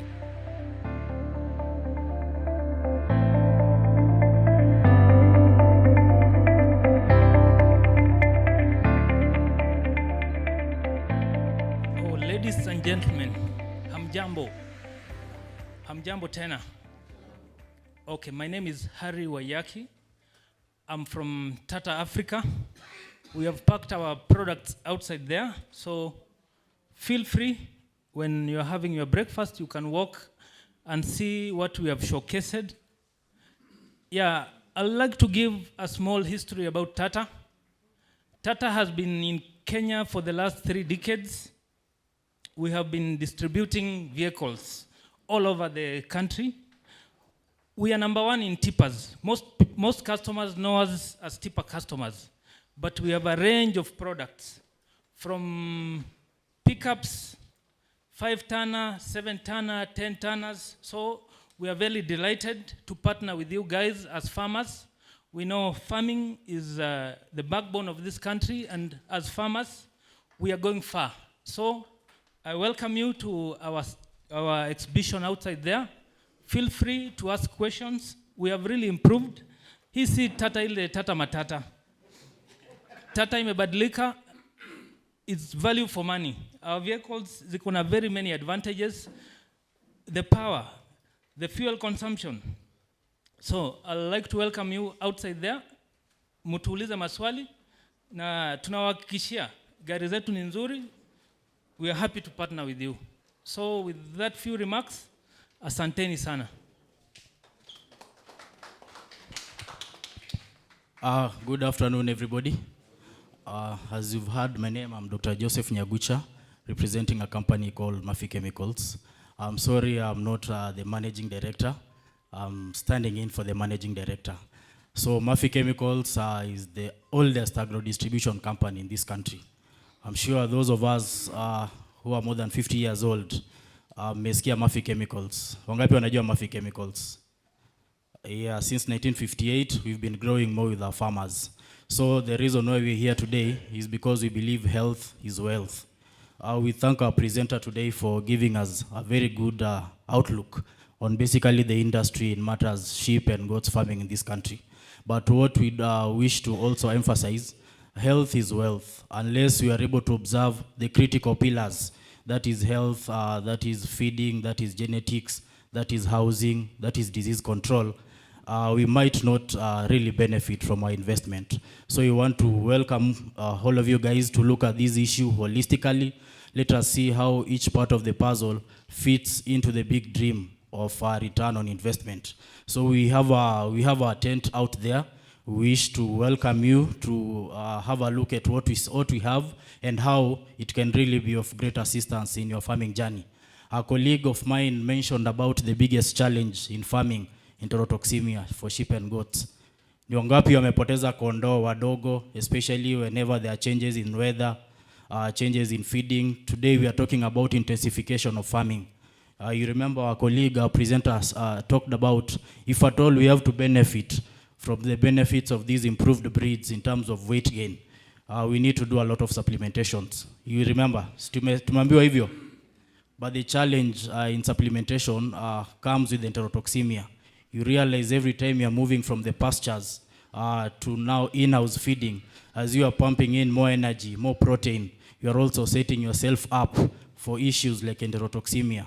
So part of our brand promise as Murphy Chemicals is to help all upcoming farmers in terms of maintaining your herd, or rather protecting your herd against those diseases which you are sure to encounter in your farming journey. So for all those in the farming journey, I know you've heard about, or rather you have an experience of a product called Toxipra. Wangapi wametumia Toxipra? How many of you guys know Toxipra? So Toxipra comes from Murphy Chemicals. It's a product from Hipra, Spain, and Murphy Chemicals is the local distributor. So we welcome you to our tent out there for more information about Toxipra and all other animal health products and crop protection products. Thank you very much. Asante, my name is Kinywa Gachoki. I've had the privilege of living and doing business in South Africa and seeing some of the best practices which have been presented here. And there's something, so when I started the journey of being a breeder, of course I've had my many challenges. One of it was feeds. And it's something I would like Jerry to talk about. In South Africa, you have big ranches, land is vast, and you can get, actually the boar goats, sometimes when they come from there, they are wild. They have never seen a human being. And for here, I think in Kenya, land is a challenge. We are, a lot of us, we are on small holdings, maybe 20 acres, or if you're lucky, or 5 acres, and you want to put up animals. So my solution was very simple. Irrigate the land, grow your fodder, and try to figure out how you're going to make it last for yourself. And in the process of doing that, some of the things I've done is try to be innovative enough. We grow all our raw materials. So how do you preserve? So that's how you pelletize. That's why we are pelletizing. And but then suddenly we find ourselves with a very good problem. We have excess. Our capacity in terms of plant that is installed is probably, I don't know, maybe 10 tons a day or something like that. We want to try to be a little bit big.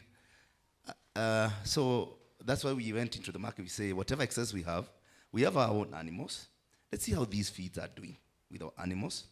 And then we can come here and tell you confidently, this works. So we are working with nutritionists, but also I would like Jerry to just see as that we will not standardize our breeding by animal grazing. We do intensive farming. Intensive means you have limited paddock area, so they still graze, but a lot of them fodder they're going to eat all. That nice thing towards the end of the day is something which is probably processed. A high quality fodder, that is what we have. In our holding, we have bracharia, we have alfalfa, we are growing our own maize, we are growing our own soya. So basically, I can go right through the circle without visiting any feeds factory to buy anything. But also, that is what we are extending to you. So we are also breeders. I collaborate a lot with William. When we talk about association, that is what we have been talking with him about. We are asking ourselves, the other day he said, my back is not performing. I told him, take mine, and he took it to like Kipia, in Kieni, and it's now servicing his darlings. He's called terrorist because he's good at what he does. But then, what you're saying is this: Aboa Goat Association of Kenya. Where is Henley? Can we think about something formal and we register it, please? And then, apart from that, our other needs has led us to do additional stuff. As you solve our problem, it's livestock furniture. You see what we are doing there outside. Livestock furniture. What is livestock furniture? Sometimes we in Kenya we are very kienyeji, and these guys are very professional. I can tell you, modular livestock crash system. How you know? Sometimes I look at my guys trying to vaccinate the animals, and it just traumatizes me. You break the legs. There's so many, but with the sorting system, you can easy to install modular. I mean, there's their websites, but we are manufacturing them now. So talk to us. There's a lot more we are doing, but we are doing it not because we are in it as a business, but we were solving our own problems. And then we realized that is a problem for every other farmer. So talk to us. We're outside there in our little stand. And thank you very much, Henry, for this. Now, I would like to invite Madam Clementine, please come forward and say hello. This is a lady who clears all the animals at the airport. She is the best. Thank you. Welcome, introduce yourself. Hi, everyone. My name is Clementine Muli. I'm the Managing Director, Kind Logistics. Kind Logistics is a clearing and forwarding company which was formed in the year 2009.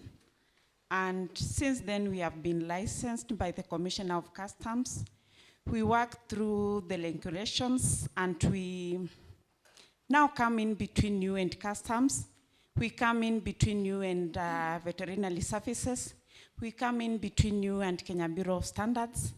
So in case of any question, in case you have been intending to import your animals and you don't know where to start, you don't know how to do at the airport, that's where I can now connect you between your supplier and you yourself and Customs and Kenya Bureau of Standards. So as we walk out, I'll still be with you guys. You can ask me any question as we move forward. Thank you. So what I'm trying to say is management is half of your success. You can have the best genetics in the world if you do not manage them properly, then you've got a problem. Excuse me. Yes. Just an observation. Yes, ma'am. I'm seeing like there is a big number of males than the females. She says that there's a bigger number of males than females. Do you know what the numbers are? Exact numbers? Yes. Goats or sheep? The goats. Yeah. The goats, they are 4. The big ones. Yeah, but the smaller ones. The smaller ones, they are 11. But the adult females, I'm seeing like there are many for the number of those we have. You know what? You might be right. What you're after is what we've just said, and what William said. He said that he has like 60% males and 40% females. And somebody else said you even have like 70% males and 30% females. You might be right, but the other reason, look, there's a lot of does here right in front. The males are so active that you keep on seeing them because they are already started to be sexually active. Testosterone. And that is the point, you know, and that is why you might be wrong with the numbers, we don't know. But it seems on the first impression is there is a lot more males than females, you're right. Yes. I have a question. During the grazing, is it okay to mix the cows and the goats and the sheep? Yeah, look, you will also see, you know, if you have it like this, there's normally, especially when you don't have very big land, you will see that they even want to take the mother already. The competition, the cattle, as you can see, they will eat the longer grass. The sheep will eat the grass when they're shorter. And the goats will mostly go into the trees because they are browsers, while the sheep and the cattle are more grazers. So that is okay, you know. It's not a problem. I would rather keep them together than keeping the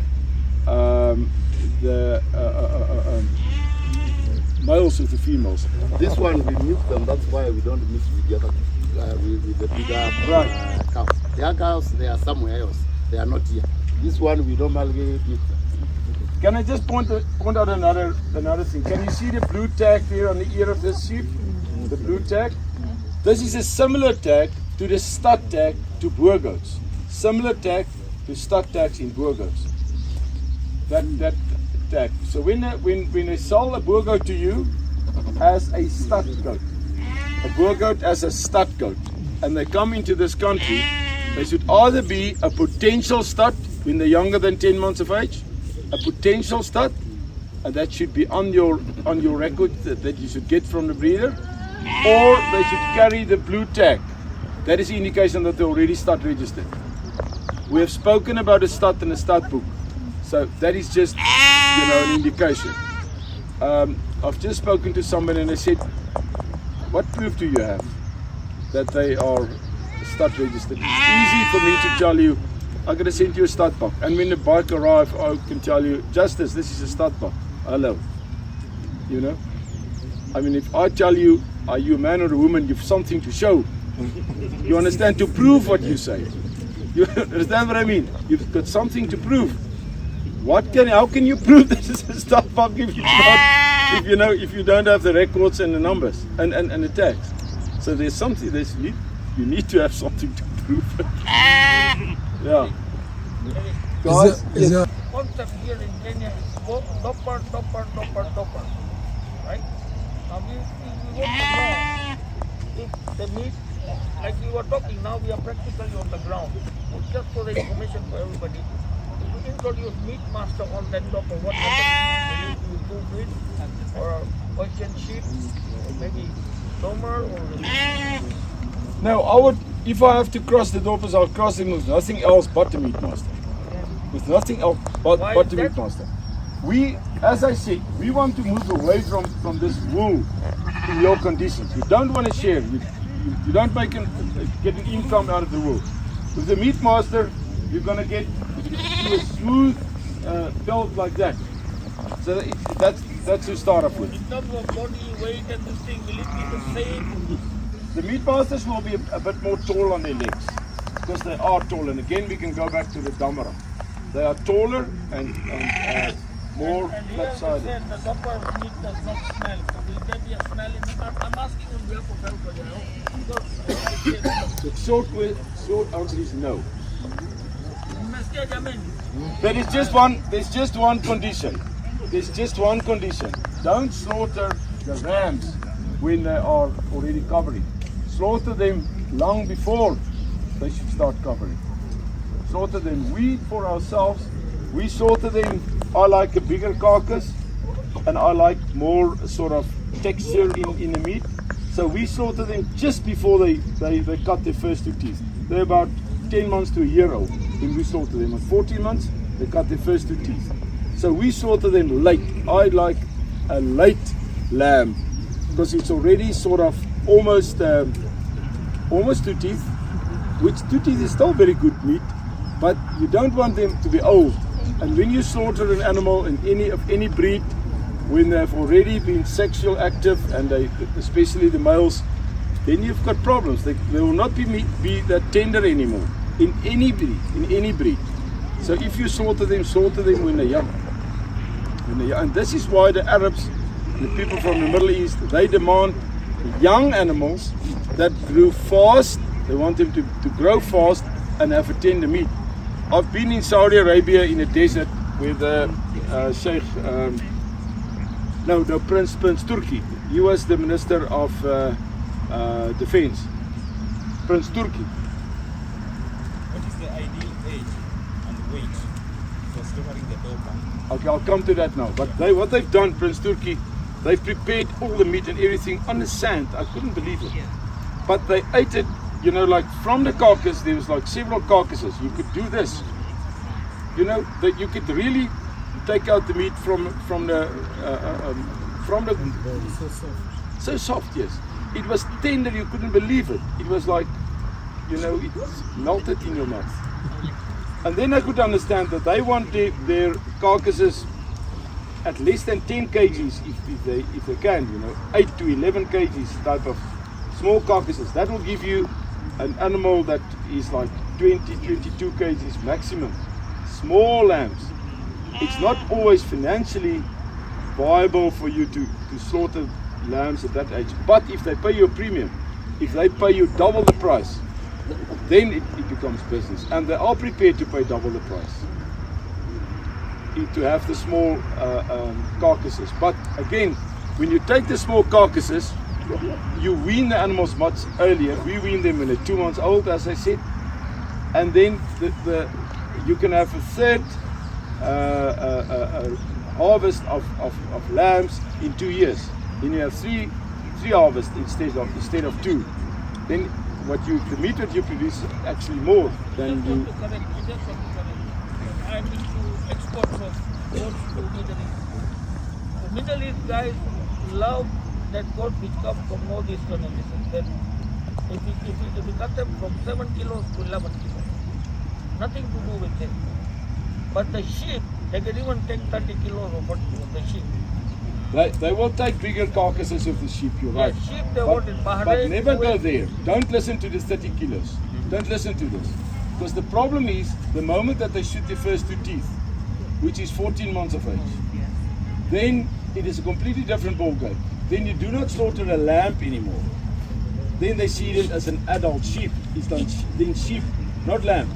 So when you don't even go further than 20 kgs, 20 slaughter. And how many months is that? 20 is around how many months? It depends again on how you fed them. I can promise you today that you can do a 20 kilogram lamb easily by 6 months of age, but then you should feed them. And the Arabs, they prefer that you slaughter them before they're 6 months of age. So it's easy to say, yes, they will accept 30 kgs, but they pay. So if they get to a point where they are now 30 kgs, but it's 2 teeth, they're not stupid. They can easily see when they open the mouth that this is not a lamb anymore. And they will not be tender anymore.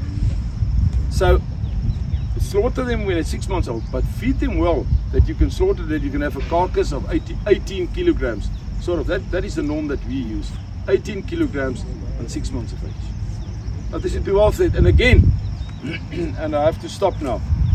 You can't expect animals to free range like this, bring them in the pen tonight, let them stand in a paddock for 15 hours without food and to perform. They can't.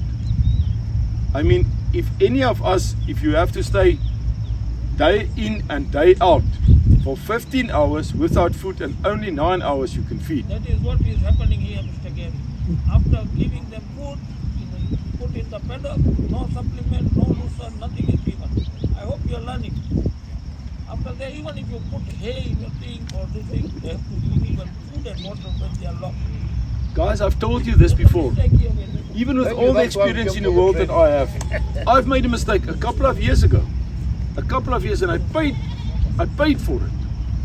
Because I thought, you know, vegetation is so fantastic. We had lovely range, rolled them in, and I thought that, you know, they're actually too fat. Let me just sort of scale them down a bit. And I waited too long. I waited 2 weeks too long, and I've paid for it.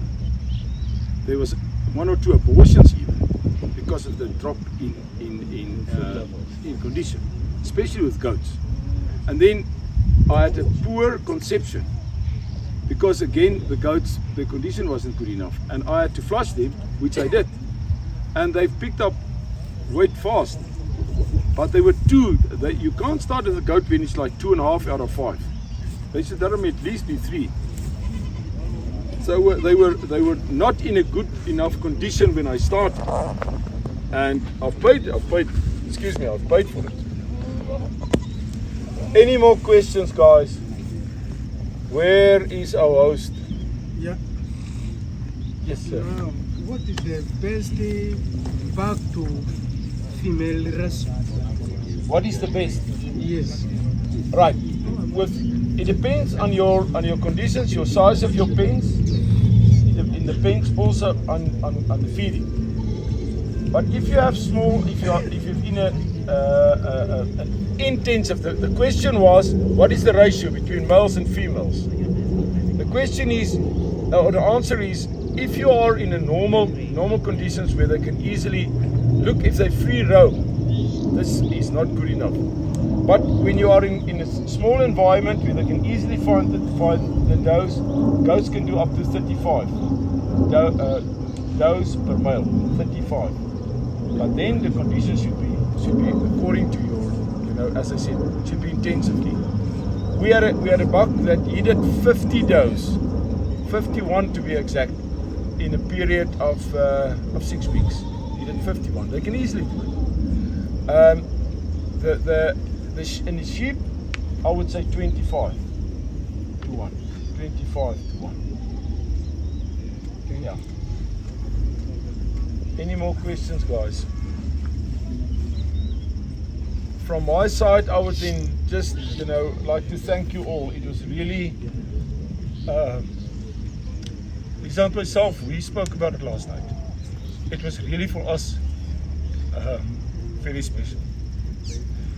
The way that you guys asked the questions and the vibe, and I don't know if you've learned anything, but I've given you what I had, and I hope that you guys will be successful.